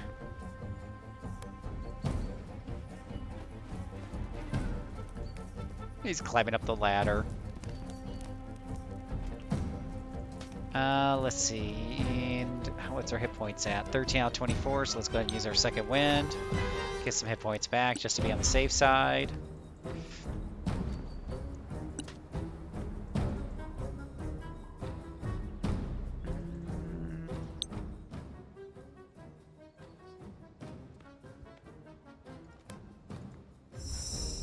Light up his weapon so he doesn't suffer from any disadvantage from fighting in the darkness. Missed. Yeah, I'm worried the cleric's probably not going to be able to hold her own against this guy. That's what the Z adjustment on the compass of force, so you can lock it to a level and make them not auto snap at different levels.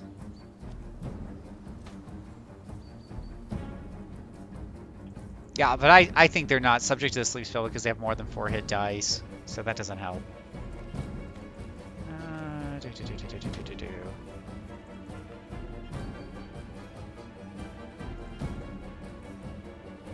Archer's unlit. Cast a spell. Light spell.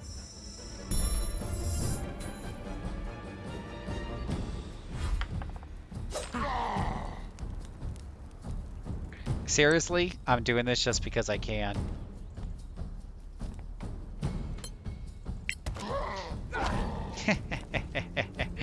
Oh, he took half his life for 8 hit points, so he may not have that much life.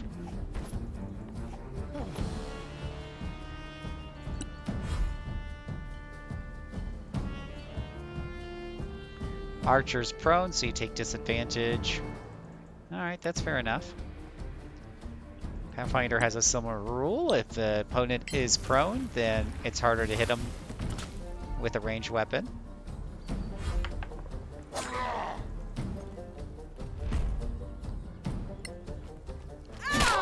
Whack. Just whacks him with the mace. Where do you think you're going, buddy? Where do you think you're going? Yeah, these guys don't have as many hit points as Another victory. As the guy in the front did.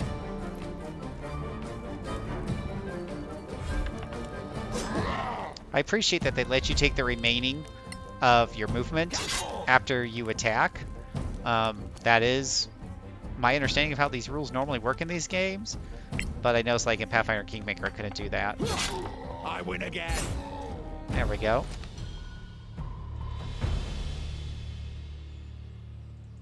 Looks like that gave us some juicy experience because people are ready to level up.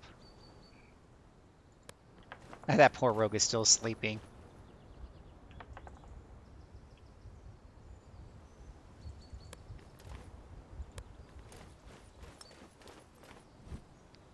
Somebody wake up the rogue.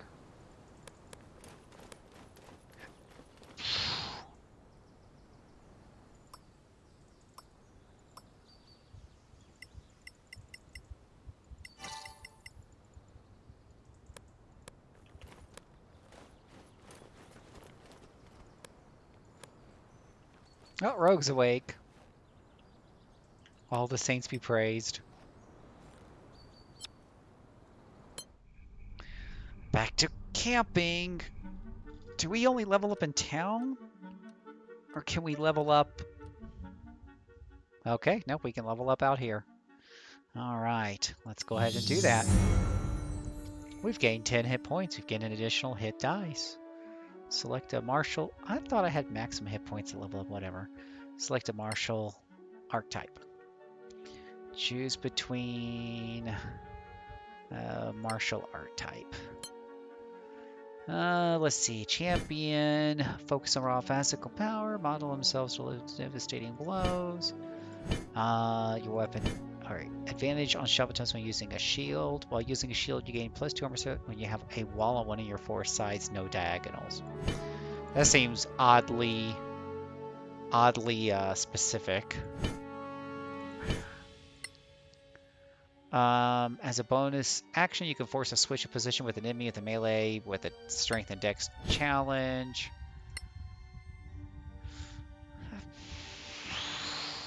I don't know. None of those sound super exciting.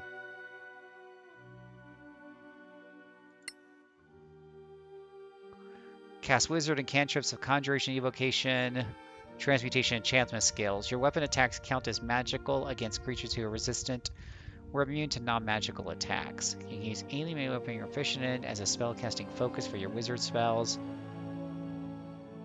Targeted creature move it once in any direction fails a strength save. You know, that's probably the most interesting of the lot, and yet it's not really what I was thinking for the character. Advantage on a shove attempt when using a shield. I mean, we do shove people around a little bit, I guess. Yeah, we'll do that. Let's take a look. We have for our cleric, level 3. You gain 8 hit points. And you now are going to have second level spells, which is always nice. Let's go ahead and prepare those second level spells. We have blindness, find traps, hold person, paralyze a humanoid you can see for a limited time, enhance ability. What is that going to do? Basically gives you some advantages on some of the different checks. Lesser restoration removes disease, blindness, etc., etc. Spiritual weapon. Summons a spiritual weapon for you to control. Cast a time bonus action. I feel like I need some more details on that. Spiritual weapons work different in some of these games. Heal a prayer gives 2d8 plus ability bonus to heal multiple allies at the same time. That kind of seems like, oh, you're going to get that anyways because it's a domain spell. But prayer of healing seems like a no-brainer. Let's see. Boop-a-doop-a-doop-a-doop. Oh, we need to take away a couple spells. We don't need detect magic because we've got that already. And silence. We haven't really run into spellcasters yet.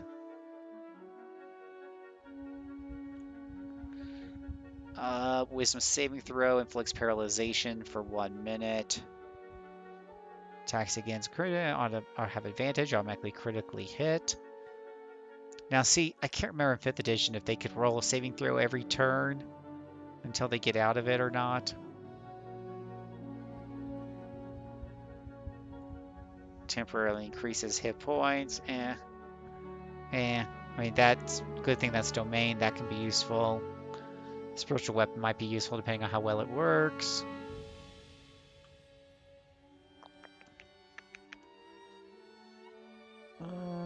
Deal necrotic damage to an enemy you hit.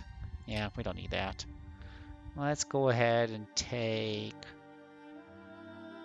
We'll try out hold person. Our rogue is going to level up. Select a roguish archetype. We have the thief, who cunning action allows you to use an object action. Climbing no longer costs you extra movement. Dark Weaver, proficiency with the Poisoner's Kits. Climber no longer costs you extra movement. When hitting an enemy on lower ground with a ranged weapon, you add proficiency bonus to the damage. Okay, cute. And then we have the spellcasting hybrid. Cast wizard spells and cantrips from divination, illusion, necromancy, and abjuration. As a bonus action, teleport to a cell you can see within 5 cells, recharges after a rest. Oh, well. Ooh. Let me see what this does at higher levels. That looks pretty cool.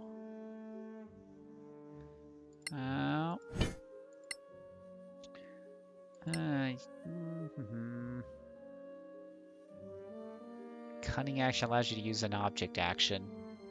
You can use an object. You can use your swift action to throw a flask, for example, or something along those lines, or quaff a potion. That could be pretty cool. Proficient with the Poisoner's Kit. Climbing no longer costs you extra.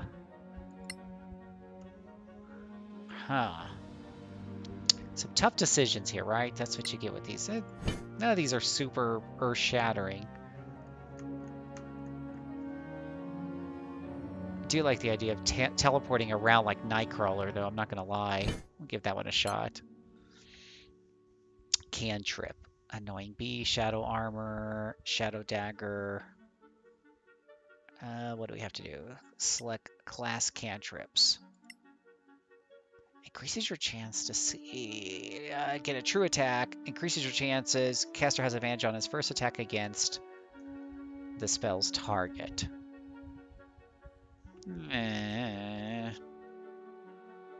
Prevent healing. To target season illusion ability. Harassing. Has none of these are super exciting. Okay. For our 3 subclass spells. Shield increases your armor class to 5 just before you would take a hit. It's a reactionary spell. Ooh, okay. That's right. In 5th edition, they turned Shield into a reaction, so it doesn't last nearly as long as the old editions, but you basically get a really nice increase to your AC as a reaction. That could definitely save your skin. Mage armor. Set your base armor class to 13, which you would think could help a rogue, since their base armor is normally 11, but now maybe I have that magic armor plus 1 makes it 12, so that would only give like 1 extra armor class.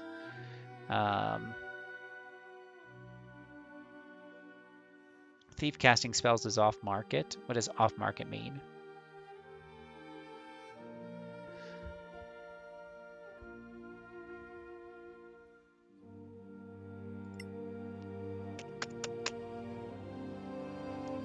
What does that mean? Doesn't seem to make sense.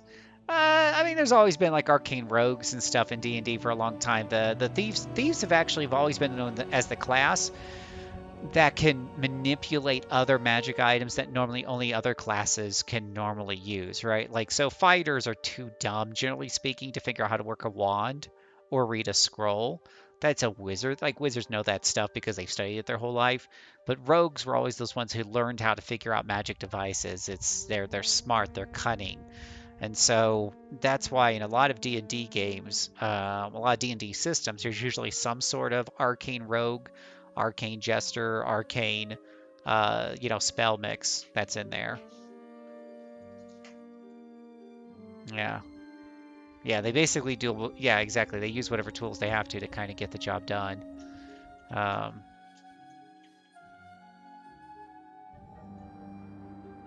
Duration, 8 hours. Ooh.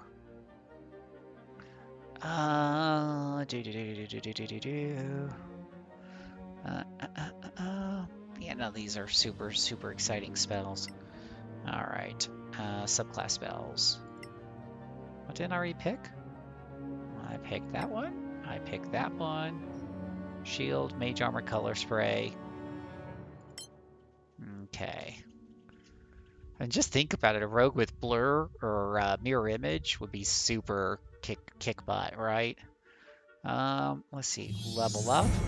Makes you feeling better. My wizard became half druid, half ranger. So talk about suboptimal choices there. But she's actually been doing pretty good with the bow. Not gonna lie. Let's see. She gets 2 new spells to learn. Let's go over here to 2nd level spells. Let's see here. We got lots of 2nd level spells now. Ray Enfeeblement, Spider Climb, Sea Invisibility, Scorching Ray is a pretty popular one for hitting 3 targets. 24 range, instant, does 2d6 for each one. So that's pretty nifty. Flaming Sphere, summons a movable burning sphere. Summons a sphere for you to control, 2d6, save for half. And it can be moved. That's kind of an interesting one. We don't have Magic Pit. I love Magic Pit, not gonna lie. Magical weapon becomes non-magical weapon becomes +1. Let's try the Flaming Sphere. That's kind of a yeah, that's kind of a big one. Magical Air of Darkness probably would hurt us more than them. Blur is really great. You can target yourself though. It's defensive for the caster. It's a great spell to get. For now, I'm going to have her be more offensive though, but it'd be nice if we find those spells somewhere in the wild. Go ahead and have her prepare some of those spells now. We got 7 spells we can prepare. We got Flaming Sphere. Let's go ahead and give up Burning Hand so we can have Scorching Ray. Okay. There we go. And now we're ready to resume.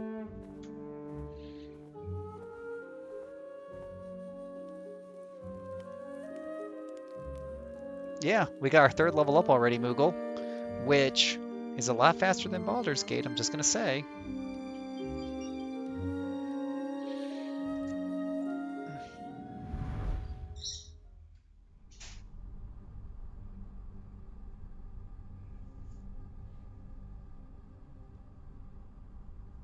Loading your game. Please wait. Yeah, it's good to do a little kettlebell while you're waiting for loading screens and stuff. Kind of keeps you a little active while you're gaming. All right, so we are at the excavation site. This is a good opportunity for me to powder my nose and refill my drink. Let's see what they want us to do here.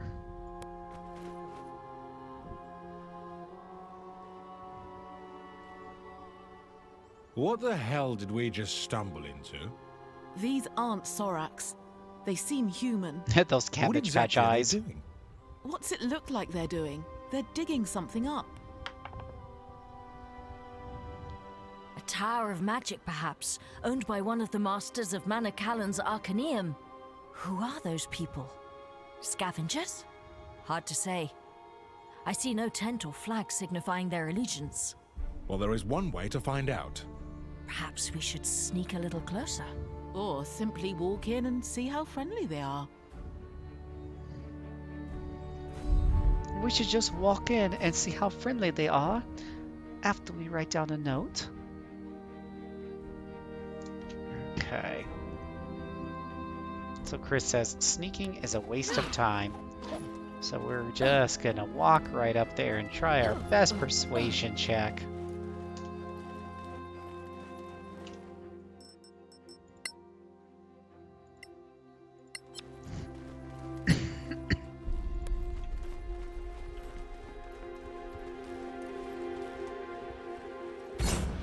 Oh, he just gonna run up here all by himself. He's just gonna be like, no talking then. Kill them! Sneaking is an option. Gotta have options in RPGs. Looks like Chris says it is an option. Whether or not it's really a great option's a different story, right?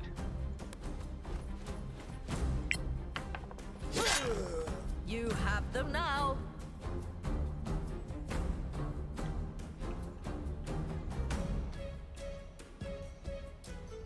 She can really, I guess she could get right up here. Oops. I keep forgetting about those attacks opportunities sometimes. And why don't we see the rolls there? Let's see. Unknown human. With scimitar, rolls with disadvantage 9 plus 3 equals 12. Yeah, I'm surprised those dice don't show up. It must be an option I have turned off.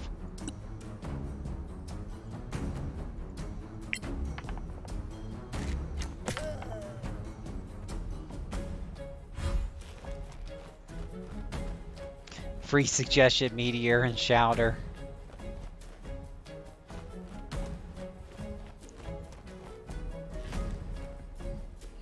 Well, in Baldur's Gate, in those what are they? Infinity, not Infinity. Whatever engine Baldur's Gate is. I did a lot of stealthing just to scout out an area so that I could cast Fireball and pit spider webs and things like that. Well, from a distance, because you have to have somebody spotting for you to do those at a far distance.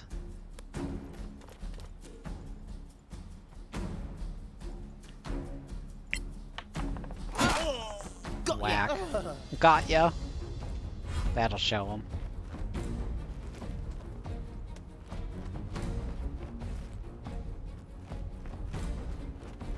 Where in the hell is that at? Oh. They're just crawling in from all over. Well, that's good.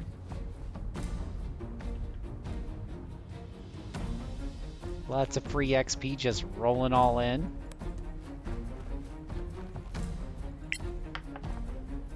That's a critical hit. You like that? Have a nice game. Prize is waiting for you in the back.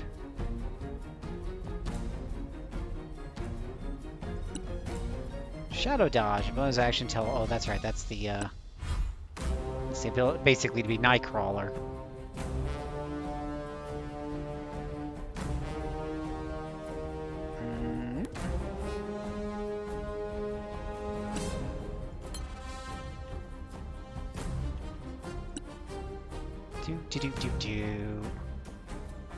Well, this looks like fun. Yeah, buddy. That's gonna be one big butt flaming sphere. Nice. Bonus action to move the flaming sphere. Crush him! Aw, not my flaming sphere anymore. Got to move that on my next turn. Ouch, that's not nice.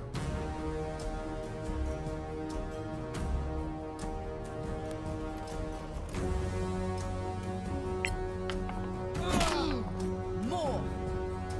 Whack. Wow, they're really coming from deep in the mine too. Alright, thanks for helping out, Chris. Have a good night. Oh, he walked... Aw, see, he should take damage for walking through the flaming sphere.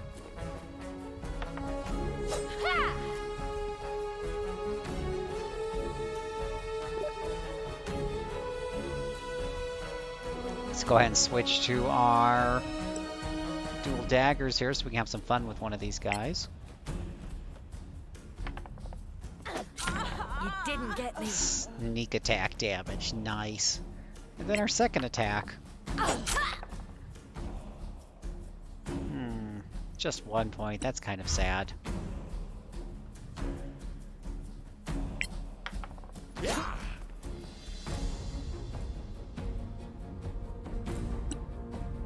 Alright, I want to move that flaming sphere onto somebody. Let's see here. The tough part is making sure you don't hit your own party members with this thing. There we go.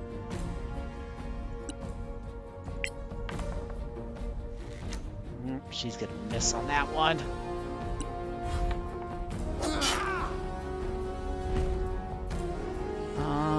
Yeah, trying to run out of the time.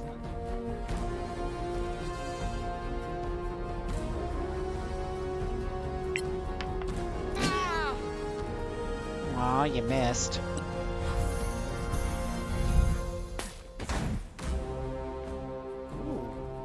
Spellcaster back there. Ouch! Lucky hit.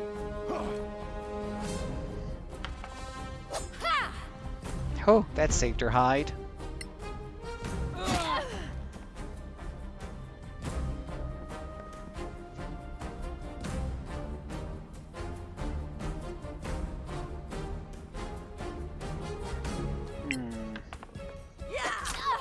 Again, harder. Cutting action. Oh, wait, no. Escape. No, can't escape. Oh, whatever.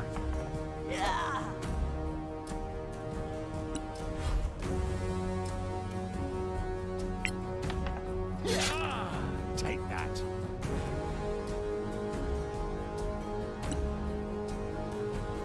I'm a little upset at this whole flaming sphere thing. Let me take a look at the spell again. It hurts those who walk through it. But I swear it didn't hurt them last time when they walked through it. I'm gonna have to keep a closer eye on that.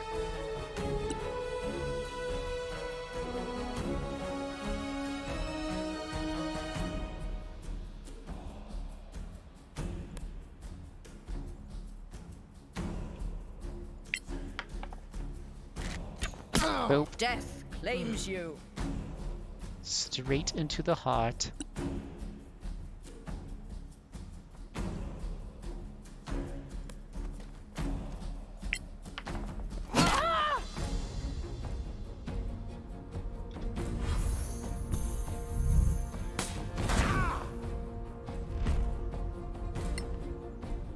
See, he's definitely walking through it. Okay. I'm beginning to think the flaming sphere is either bugged or just really not worth it.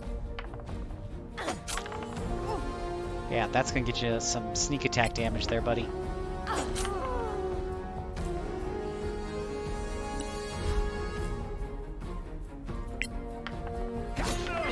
Die! See if we can action surge and kill the other one, too. Nope.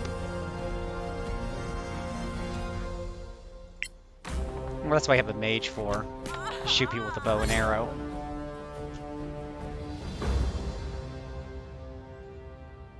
So, what do you think? We just murdered They the look entire like camp. people to me. What's that symbol there? The tattoo? Looks like Tattoo? an A. They all have it. Guess they're all part of the same club. Well, there's no reason to assume it signifies something sinister. Do you think it has anything to do with the Sorax? You Oh. better be careful. Of course I'd fail Don't that forget, we need the head of a Sorak.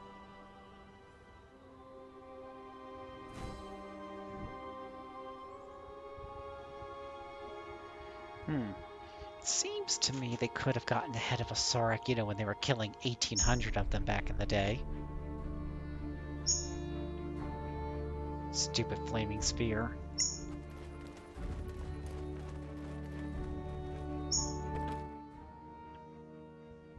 Ooh, we got a wand.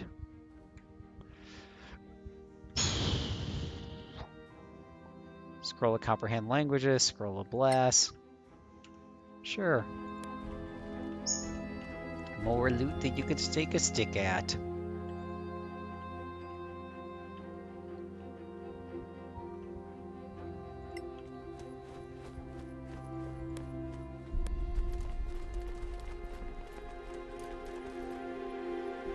Go up there and get that loot. There's a lot of these, what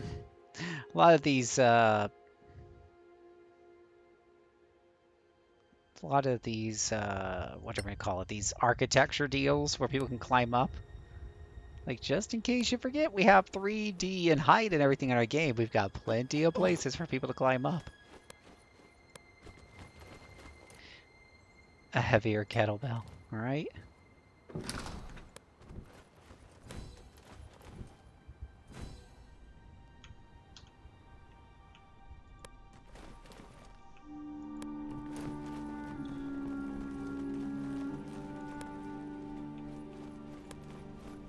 Let's see, what can we find in the deep, dark dungeon?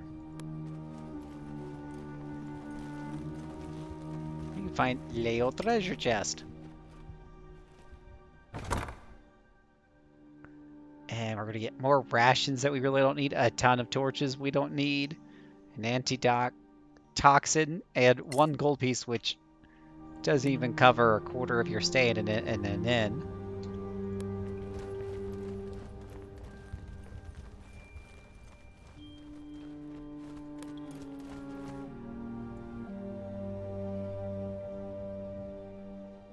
Please don't kill me.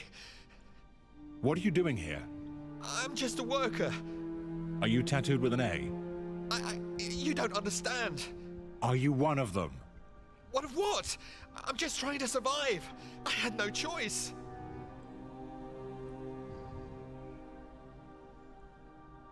What does the tattoo signify? It's...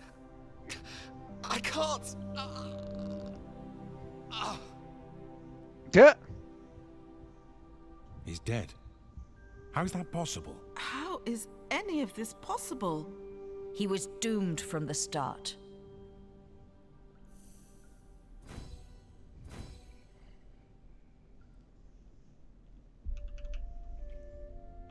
Well, I'm not sure that was particularly deep and insightful, but sure, doomed from the start, sure. I don't know, I like your suggestion about Meteor Swarm even better.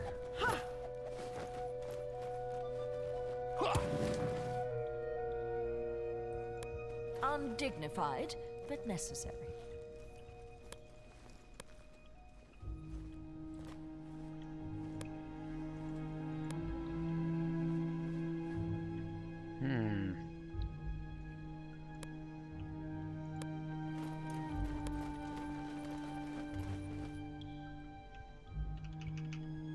Oh no, there's a big rectangular or square.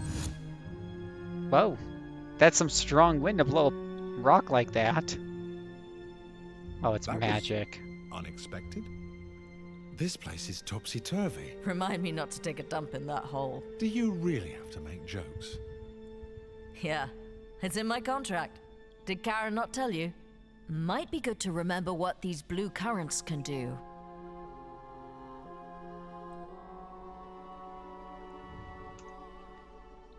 Let's see if the party goes across the blue currents. Just waiting for the party to go slapping up into the rock. Guess that was asking too much.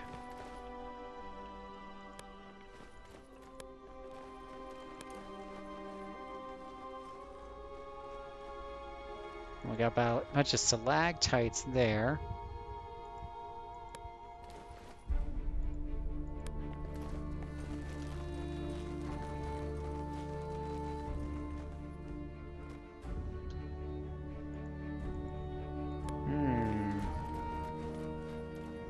Big long dungeon.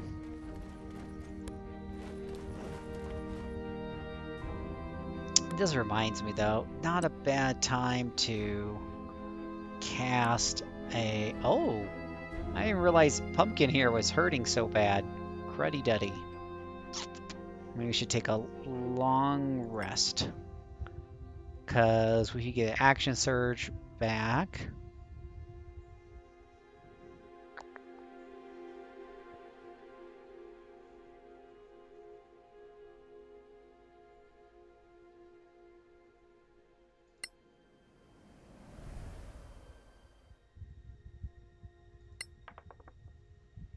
Okay, that makes him feel a little better. Covered number expended, so that's up to half your level rounded up. I think we're good on that for now. Look at this place. I've never seen so many books. Poop jokes. I know, right? These things just aren't... Even for an elf. Must be worth a fortune. If only we could get everything back to Caer Kiflin. I see the point of the scavengers now. Why not keep this to ourselves?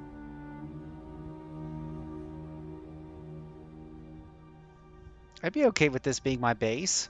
If you're just joining us, welcome. My name is Phil, aka JCServant. We're doing kind of a first impression 5-hour run here of Solasta. We're on the 5th hour. We're 4th to 5th hour. So, wanna try? We have found a very interesting dungeon.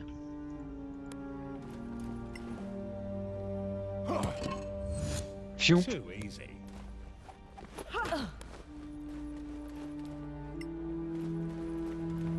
Yep, this just isn't a good game unless there's a couple food jokes in there.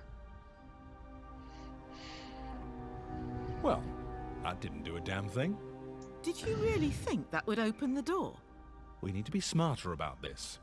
Think it through.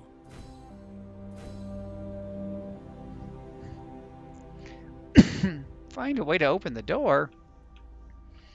Oh, you asked so much for us.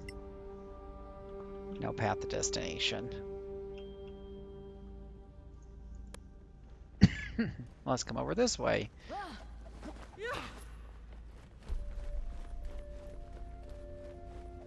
I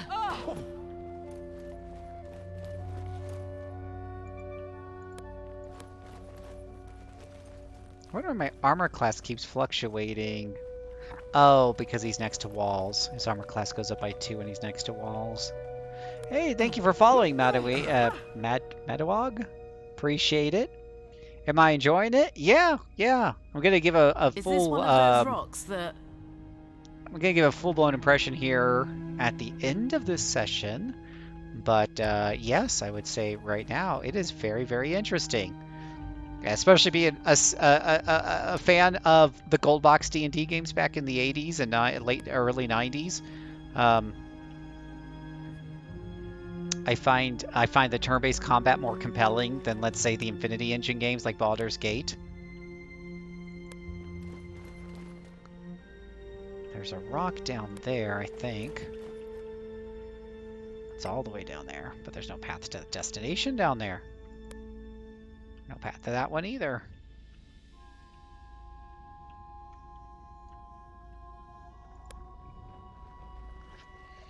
Yeah, the Divinity Original Sin games, dude. I was one of those Kickstarters on there because I know, you know, when they did when they did the whole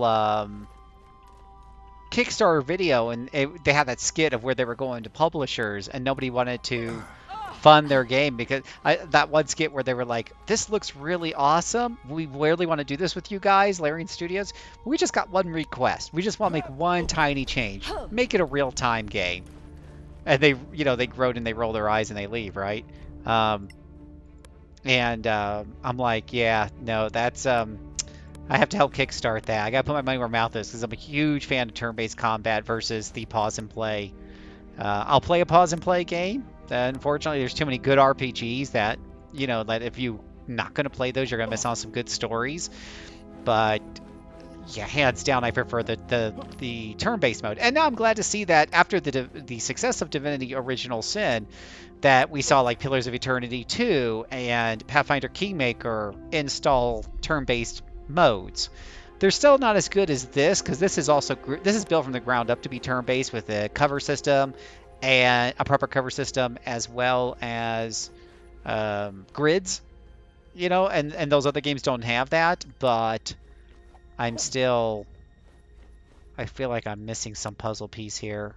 So I can't go there. He can't go over there. Oh, can he hop over there? Okay, he can hop over there. Okay. So yeah, I'm very I really like the combat here, and I think a pleasant surprise, given that it's a small development team, and you know clearly there's some limitations to what they could do here. I mean, the facial animations and the textures on the characters are just kind of abysmal, but I think like one of the big surprises for me is just the way the characters interact. Even though it's a party, you know, it's completely a player-made party. Heave ho! Heave ho. Okay, now we gotta climb back over there. A lot of newer Kickstarter CRPGs. Yeah, absolutely. So I'm not doing a lot of Kickstarters anymore. I think now there's been enough generated interest and enough successful turn-based games that that if somebody is doing a good turn-based game and they need to get a publisher to buy into it, I don't think publishers are ignoring this, you know, this anymore. Plus, it's easier than ever to self-publish. But so I don't do as much Kickstarters as I used to. I don't even know if I have any Kickstarters out there still. I just buy them when they come out.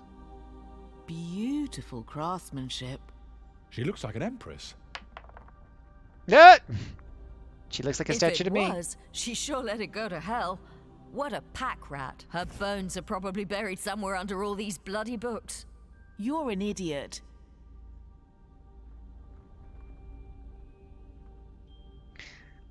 I just quick saved not that long ago. I'm gonna reload that and see if I can I'm gonna save skim just a little bit here because I hate missing that first clue just because Pumpkin rolled a 3 on her history check.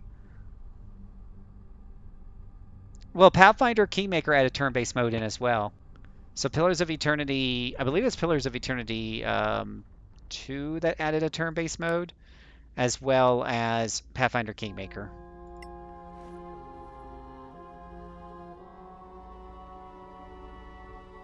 I'm going to try this again, see if we can get lucky with the roll. Oops. She looks like an empress. What? No, this time we rolled a 2. Seriously? Her bones are probably buried somewhere under all these bloody books. You're an idiot. Okay, come on, get through the... Yeah, let's we're gonna... You know what? I'm gonna load that again. I mean, come on. Seriously. Cut me a break. Got a history specialization and everything. I just want to win this particular one. I failed a lot of skill checks along the way. It does seem like the RNG gods really hate my skill checks because, I mean, I constantly roll 3 and 4s and all that other jazz. But this particular one, I just want to pass. Oops. Beautiful craftsmanship. She looks like an empress. There we go. She doesn't bear the proper regalia. Not for a Manicalan. More likely she was a wizard, a master of the Arcaneum. Could this have been her home? Possibly. Her bones are probably buried somewhere under all these bloody books. You're an idiot. She still gets the "you're an idiot" line at the end.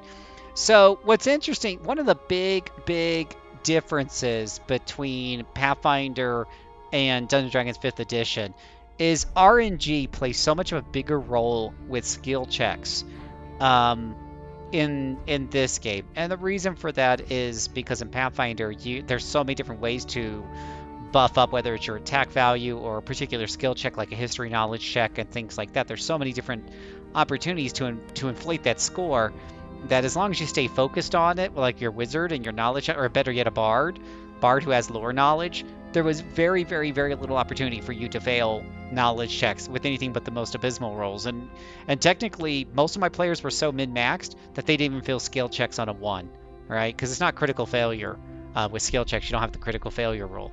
So, but in D&D 5th edition, there's very few ways to actually increase your skill points, right? You get a proficiency bonus that very slowly goes up.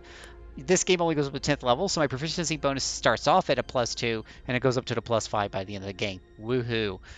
You can, of course, there's a couple little racial things or whatever have you that can bump that up a little bit, and of course, the associated attribute score can help that out a little bit. But if you're super min-max, you might be lucky to get to a +8, a +9, and that still means that you're rolling between, let's say, 10 and 29. And so if the DC is, let's say, the average DC on something like 15, you still got, even though you put all your points into it, you still got a good 25-30% chance not to hit it. Whereas in Pathfinder, on a DC 15, there's no way your character would miss it, especially a bard. There's just no way. No way. So, and then if it's like a DC 20, which is a little bit harder, in 5th edition, that's definitely a 50-50 shot miss for your optimized character. And in Pathfinder, you've still got like a very little chance of missing it. So it is interesting studying the numbers. I love math. I love the numbers. And it just means there's a lot more RNG. There's also less number inflation in this game as well, which is in my opinion, is one of its strengths. You don't have to do as much math, which is great when you're playing at the table.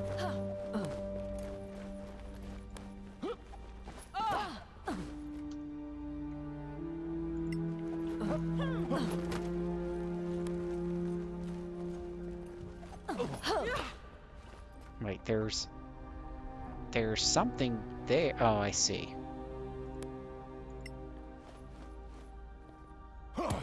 In the Badlands. I know.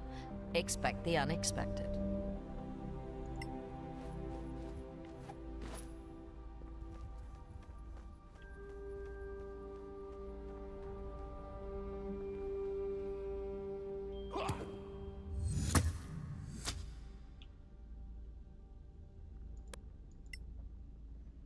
No path to destination. I want that treasure chest.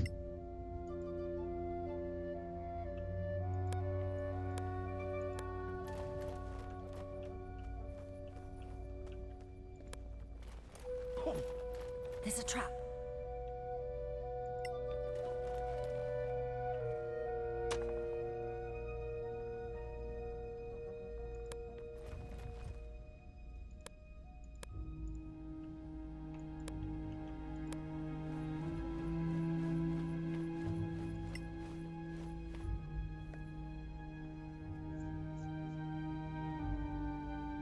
You see that?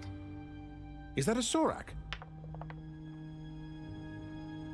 Don't be ridiculous. This is pre-Cataclysm, before anyone knew what a Sorak even was. Doesn't have the big spines. It's a dragon. It's no bigger than a man. It's standing just like a human. Ever seen a dragon at all? How would you know? Stop losing time, it's just a statue. I found the third clue before I found the second clue.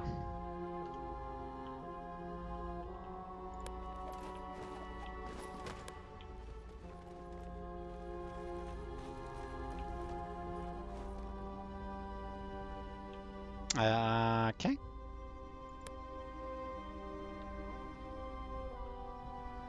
Oh, I feel like no path to destination. Never a path to destination. Can we get over here?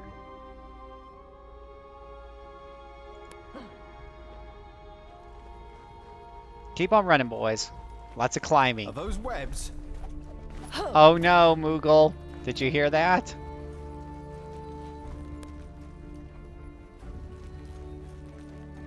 I know. Oh no. Moogle and I both heard it.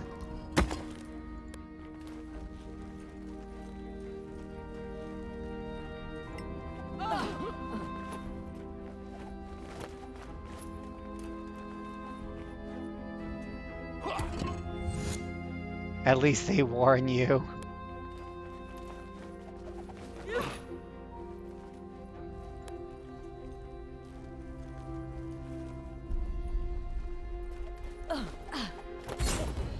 Oh, oh, oh, oh, oh, oh. They did warn us. They did warn us.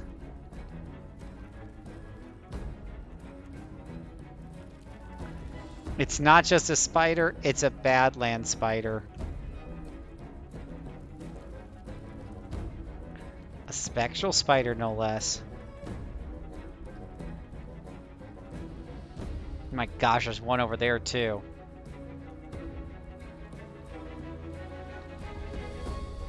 Oh, that's disturbing. Oh, they're all over the frickin' place. Oh, this is very disturbing.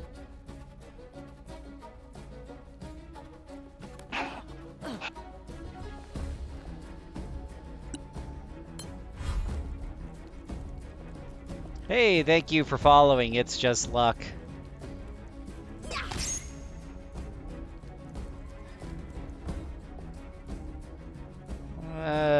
Yeah. Did I mention disturbing? 'Cause, yeah. Not bad, eh? Shish kebab achievement reached. Now, let me look at my settings here under my dice, and let's just change my dice to something different, like the frost dice. Just for kicks and giggles.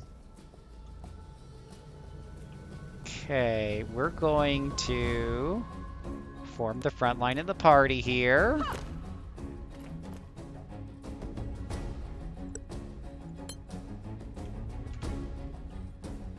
You too. Into the nest. I know, right, Chaos? It's almost as if Moogle knew that there was going to be, you know, spiders here. Spiders in the game. It is, I will say, I am very impressed. I've never played, maybe you guys who played more Divinity than I have, but I don't remember seeing in Divinity monsters that could climb on walls and floors and stuff. It's just, it's very cool. It's a very cool effect. I don't know if it's very strategic, but it's a very cool effect.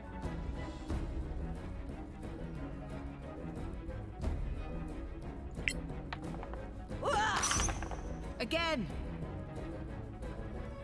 Oh wow, what's he got? Oh, he's got resistance. Crud. Crud. Yes, they even climb, Moogle, on the walls, on the ceiling. Like, no, they totally come after you.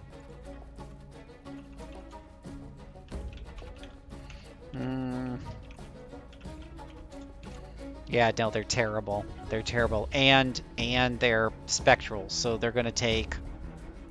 Oof. They're gonna take, oh yeah, this is gonna be a problem. This is a problem. This is so much of a problem.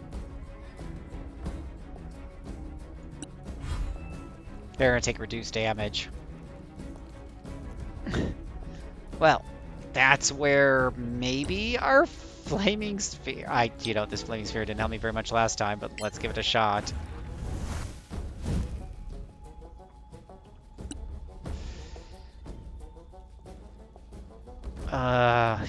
Jeez.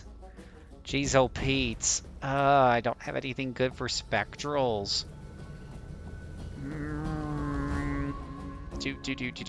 This is where you wish you kind of took that, ooh, touch knowledge, gain protection from good or evil. That might be helpful. That's defensive. Aberration, Celestial Fae, and Undead have disadvantage to attack and cannot charm, frighten, or possess the target. We have an AC 18 here. I think he has an AC of... Can I see his AC? Is that a thing? I think he's AC 20 against that wall. Let's go ahead and cast Protection from Good and Evil on our ally here.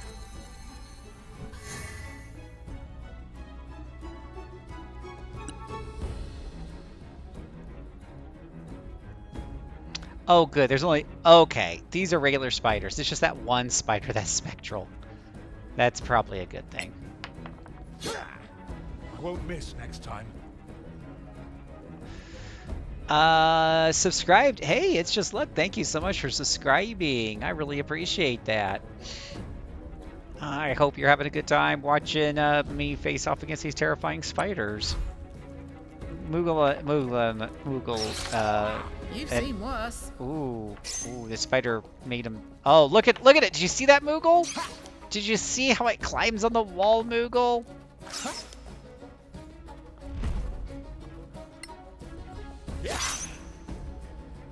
It's terrible. Oh my gosh, it's horrible. That's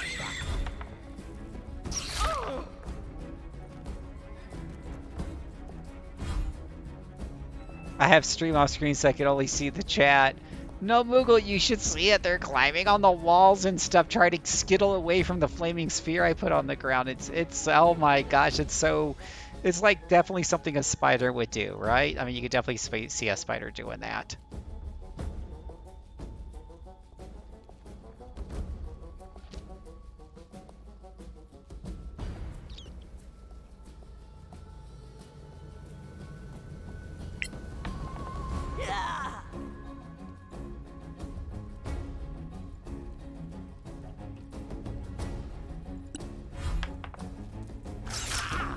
Are you okay?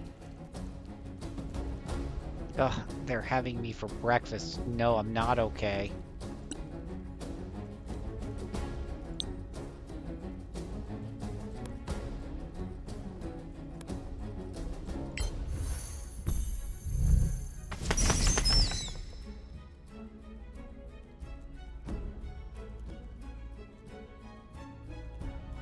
The spiders are everywhere.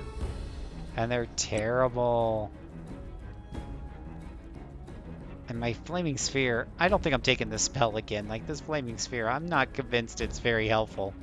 I mean, it did get them to run away and provoke a few attacks of opportunity, but...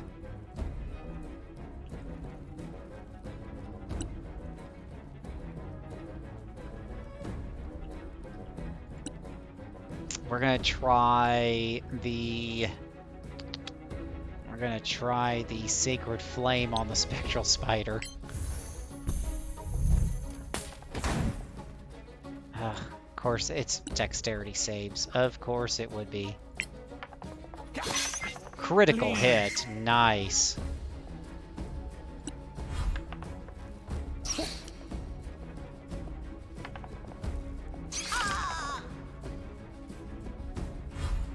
What did he do to my... I need to see the... Let me see what it said. Spider, Bryn with Necrotic Bite, hit. Bryn rolls a Wisdom saving throw. Success. Sustains 2 piercing damage and 4 necrotic spell damage. Well, that's just bloody lovely.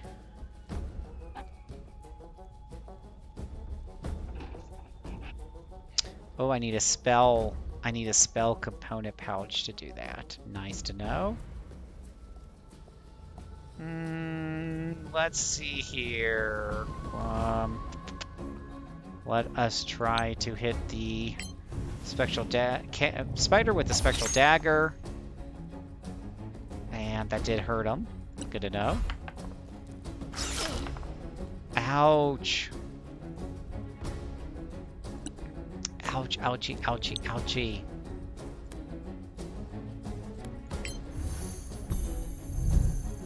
Magic missiles. Oh, come on. Seriously?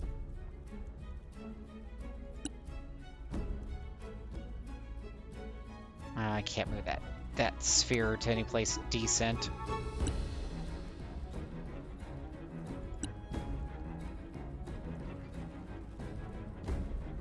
Strike an enemy with radiant damage, 1d8 damage, save to negate. And what kind? It's a dexterity saving throw, of course it is. Of course he'd make it. Why wouldn't he make his dexterity saving throw? No. Ooh, that was close. Sorry, you can cast shield to block the attack. Yes, please cast shield. Whew. That just saved her bacon.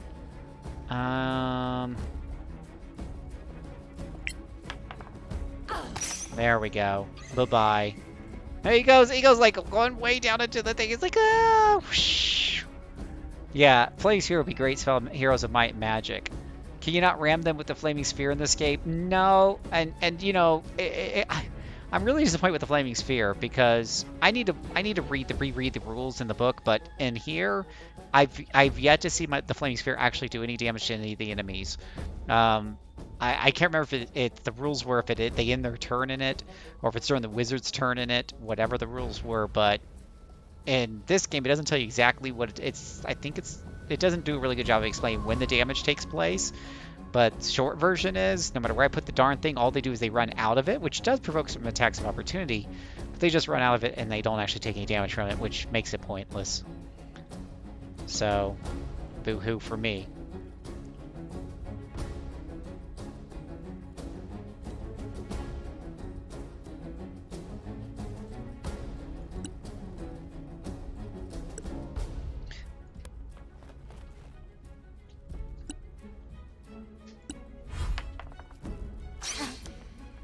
Oh, going after my wizard, that's just wrong.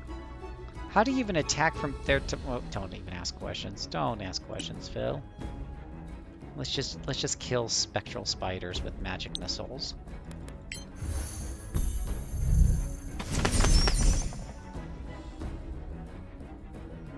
Oh, Moogle, be glad you didn't see that. They actually zoomed in on the spider and you can see all of his little spidery joints and stuff. It was very disturbing.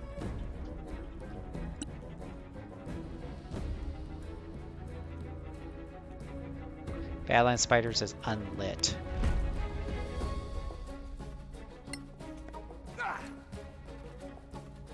Somehow this spider has attack range on her? How in the hell does that happen? I think the game needs to tell you better if you're going to provoke an attack of opportunity. I clipped it just for Moogle.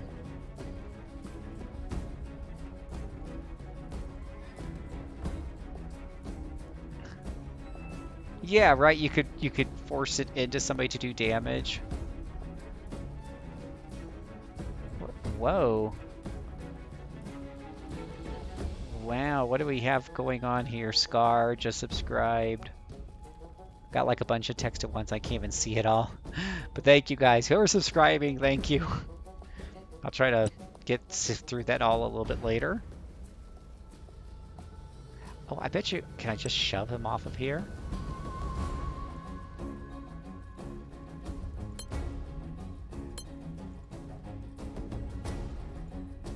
No. Can we shove him and knock him prone? Nope. Wait till the next one. Yeah, he's resistant to damage, so that's okay. Hit him enough times and he still dies.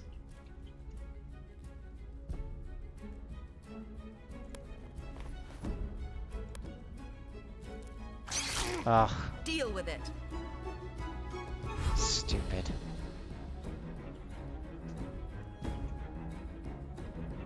Let's see if we can attack him at a range. From down here, get a good shot at him. Rewarding people for playing Solasta. Oh, thank you so much. I think it's a good game. It's probably a really great game. You like that? Ooh, that was very nice. Wow, I don't even know how we... Let me see how that last one happened. Performed a sneak attack on the Badlands Spider, so an extra 2d6. So he got 8 piercing damage. Did I roll a crit? Oh, I rolled a critical hit, that's why. So he took double the normal weapon damage. And then he also took 6 plus 2d. I didn't know on a critical hit that the sneak attack damage was doubled. I'm not complaining. He's dead. The combat looks pretty good. Yeah. I mean, aside from the wonkiness of the flaming sphere, everything else worked as expected. I like the cover system. You don't get that in a lot of games, and yet it's something so basic, especially since it's in every rules. Let me get a short rest in here. So it's nice that that's, you know, that's implemented pretty well in here.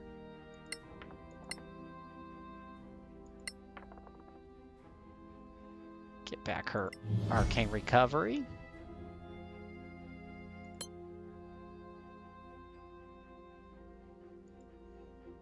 And yeah, we'll have her get a few more hit points, you too.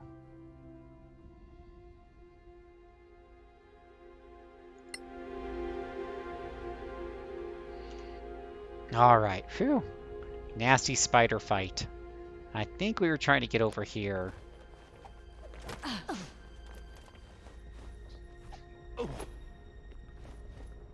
Yeah, the vertical design, it's...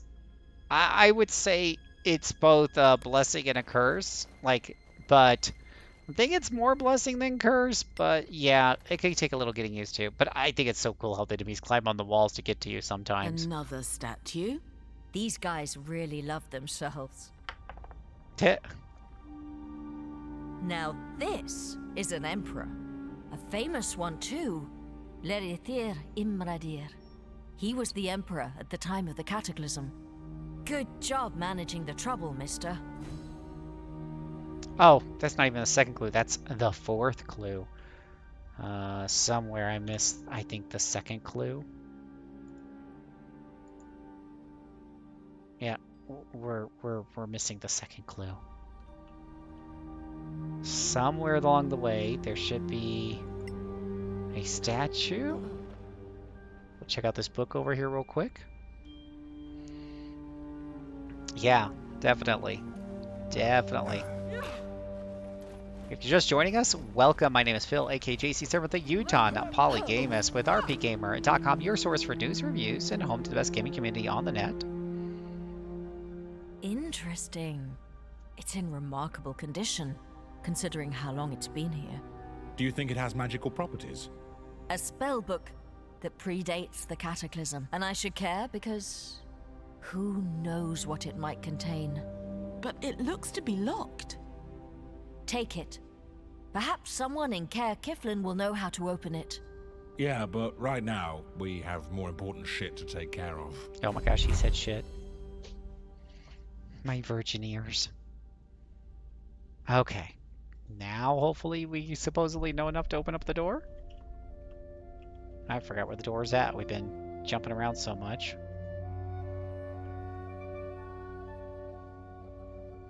It's all the way over here.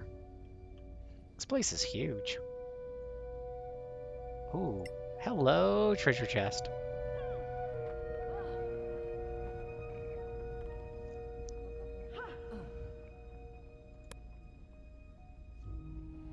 Watch the party members all scatter around trying to get to this place. Everything's so, like, spread out, too. You must gather your party before venturing forth. All these books floating around, and I can't grab them. You know, that's always a problem with floating books, and you can't grab them.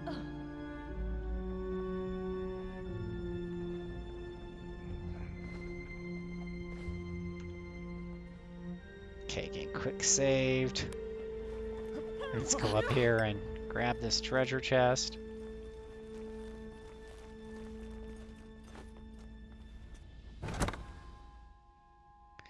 Got some money, we got some more oil, dragon rose, silver brooch, superb javelin, which is probably magical. Okay, cooly.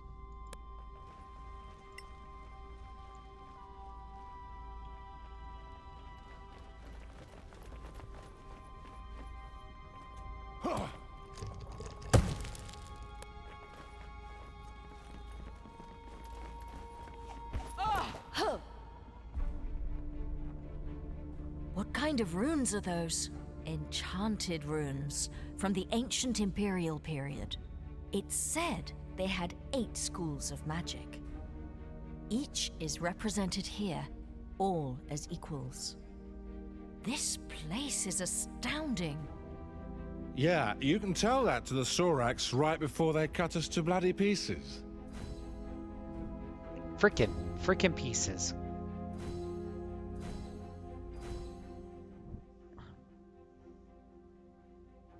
Oh my gosh, dang, damn, gotta... I stepped on some magical rune. I guess there's a reason for that.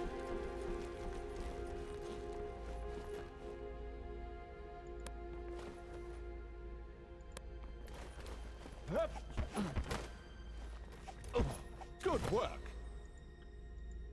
Yeah. Oh, we all know how much I love puzzles. There's nothing that can go wrong here, and there's no way I'm gonna get frustrated here. Eh? Nothing. Very funny.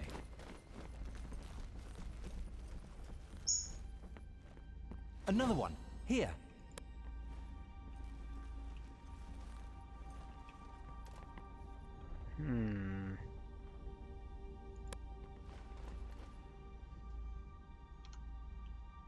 We got 1, 2, 3. Not seeing a whole lot of extra shiny things on the ground.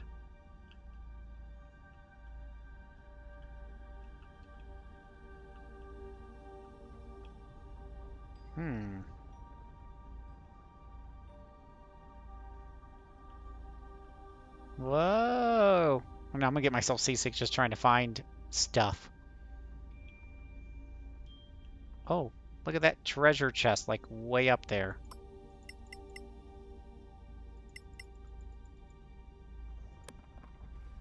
No path to destination. Well, I don't imagine why. It's just a treasure chest way up there.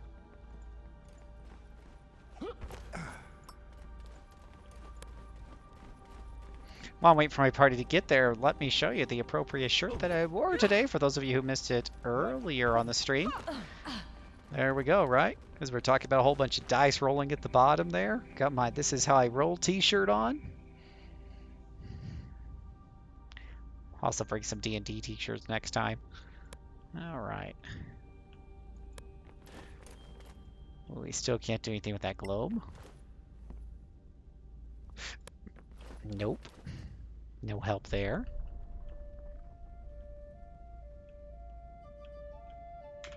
Let's take a look. Find and activate the first rune. Oh, great. I got the second, third, and fourth rune and somehow missed the very first rune. That does sound like something I would do.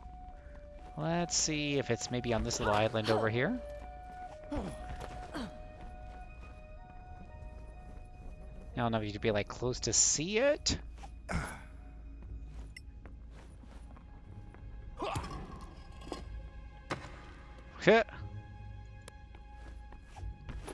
Games should have a difficulty in that sins of puzzles, so you can just turn them all off. I know, right, Moogle? I mean, I'm to puzzles what you are to spiders. I just can't stand puzzles in RPGs. They just kill the pacing. They just... Oh, there we go. There's the rune. Found one. Oh, well, that seems very happy. They can bring a game to a screeching halt. I've spent hours trying to figure out some of these stupid puzzles in some of these games, and it just kills the pacing for me. Was that insane puzzle the work of some long-dead Manicalan wizard? Probably. Even from the tomb, that magical arsehole is messing with us. Nah.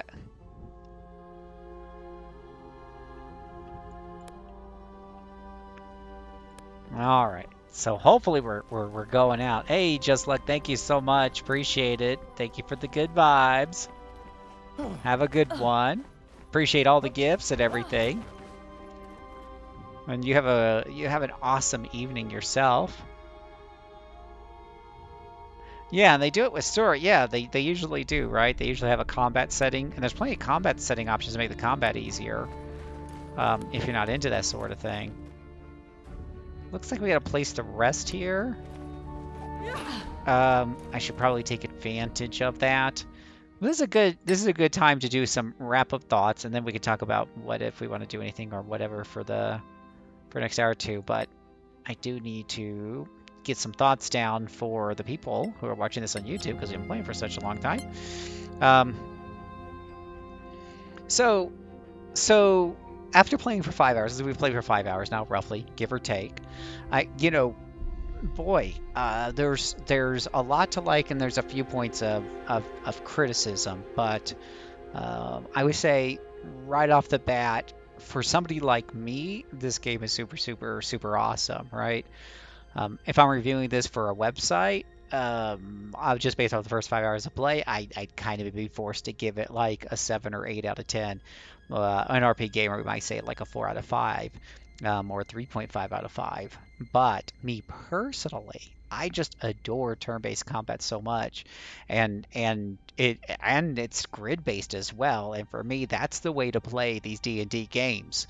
While I appreciate what Baldur's Gate brought to the table, Neverwinter Nights, and a lot of those pause and play games, you guys have heard me talk about this before. The turn-based games is where it's really at, because it is, at the end of the day, it's a pen and paper system, and you're trying to build a video game based on the pen and paper system.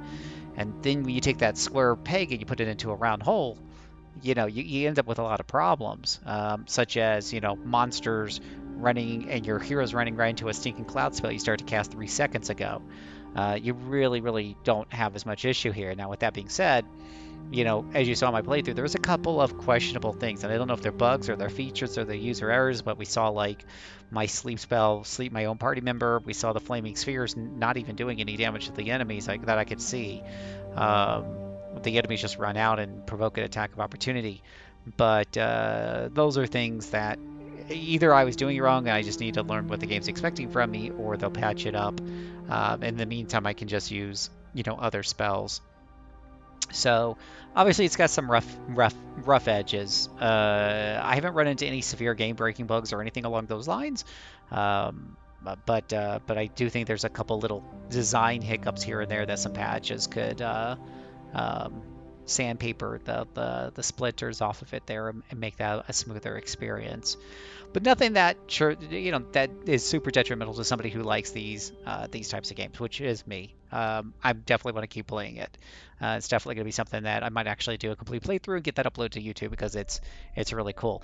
What I find super fascinating is this is a game where you create your home party.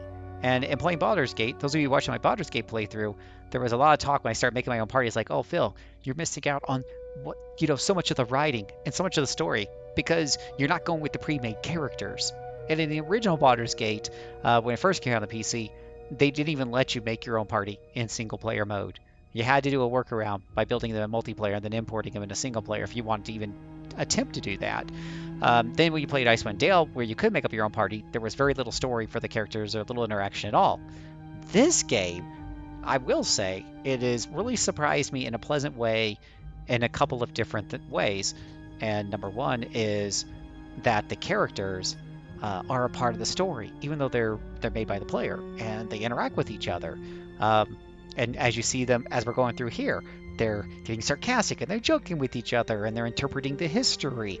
And these are characters you create as the players, so it really draws you into the experience. It kind of, it's still a Western-style RPG, but it brings some of the strengths of the JRPG formula by bringing that in with you, or having that interaction. So I think that's really cool, and I like that a lot.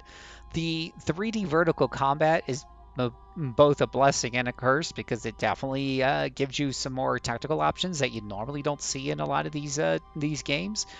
So that's pretty cool and neat. On the other hand, it can also slow down combat a bit, and it also makes it a little bit harder to tell what's going to happen. So in grid-based combat, one of the things that I praise about grid-based combat over the pause and play is you know exactly what your spells are going to do. You know where Fireball's going to hit, right? You know if you leave a square and the enemy's right here and you're right next to them, you're going to provoke an attack opportunity, right? But in this game, because of the 3D and you got monsters on the walls and stuff, it's sometimes hard to tell, oh, they got reach and they're going to attack me if I walked away. So I provoked a couple of attack of opportunities unnecessarily because of that obfuscation. It's just that could have been probably handle better. But on the other hand, it really surprised me. Like, took me by surprise when I saw like the lizardmen and the spiders crawling on the walls and the pillars coming towards me, you know, from different directions. And that could definitely bring a sense of dread and horror if you're getting swarmed by a bunch of smaller wall crawling enemies.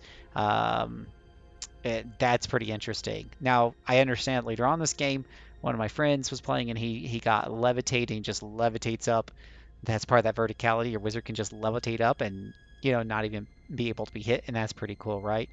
But as a DM who plays, you know, that you also become a target for arrow shooters. So you saw that with my ranged attackers taking down the spiders and the lizardmen who were crawling on the walls. So all of that is integrated really in pretty cool.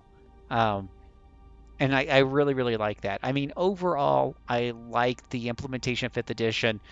If you've played games like Pathfinder or Divinity Original Sin to a lesser degree, and you found them to be too deep and complicated, 5th edition's a really great entry into these type of games because 5th edition's rule set is vastly simplified compared to older editions, the 3rd editions. You know, if you guys saw me playing Baldur's Gate, which is 2nd edition, you know, there's a lot of things going on with a Baldur's Gate team. But then when you're playing like Pathfinder, man, that's like 2nd edition on steroids. It's 3rd edition, but it's 3rd edition really complicated. It's really, really beefy. And the leveling up and the character building decisions you make in Pathfinder Kingmaker leveling up can take you some time just to think through all those decisions. Here, it's a lot simpler. It's more straightforward because there's not as many options.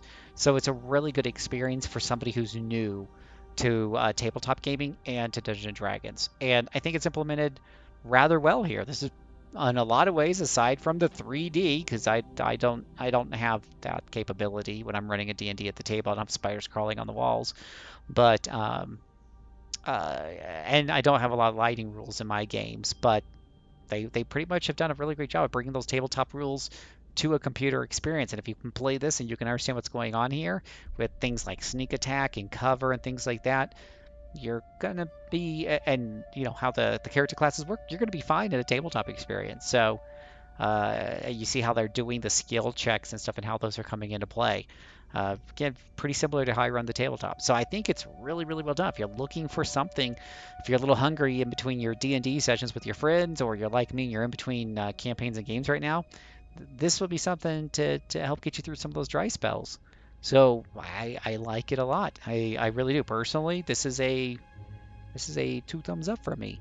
And I suggest that people who like Dungeons & Dragons turn-based games, tactical RPGs, give it a shot and check it out. That's my early impression. And for those of you on YouTube, thank you so much for watching. I'll get the rest of these videos up at some time as I eventually get through the game, but you can catch these in real time by following us on Twitch at twitch.com/rpgamer. You can watch me play these as I get through them, because I don't post them up into YouTube until I complete the rest of the game, which will be a while since I rotate in a lot of different games. So waiting for the rest of this to come up on YouTube, you're going to be waiting a while. Come check out on Twitch. I actually keep a collection of these as I play through them too, so even if you miss the live stream, you can always watch it in the collection pretty much right afterwards. I usually save them right away into a collection there on Twitch. And sometimes we do replays of them as well. We put them on instant replay, so lots of things to come over and do over on our Twitch channel. But we will get these over on the YouTube. I think YouTube's better for watching video on demand, honestly. Twitch has some issues. But for those of you on YouTube, thank you so much for watching. I am Phil the Uton, a Polygames with RPGamer.com, hoping that all your future adventures roll natural 20s. Have a good night.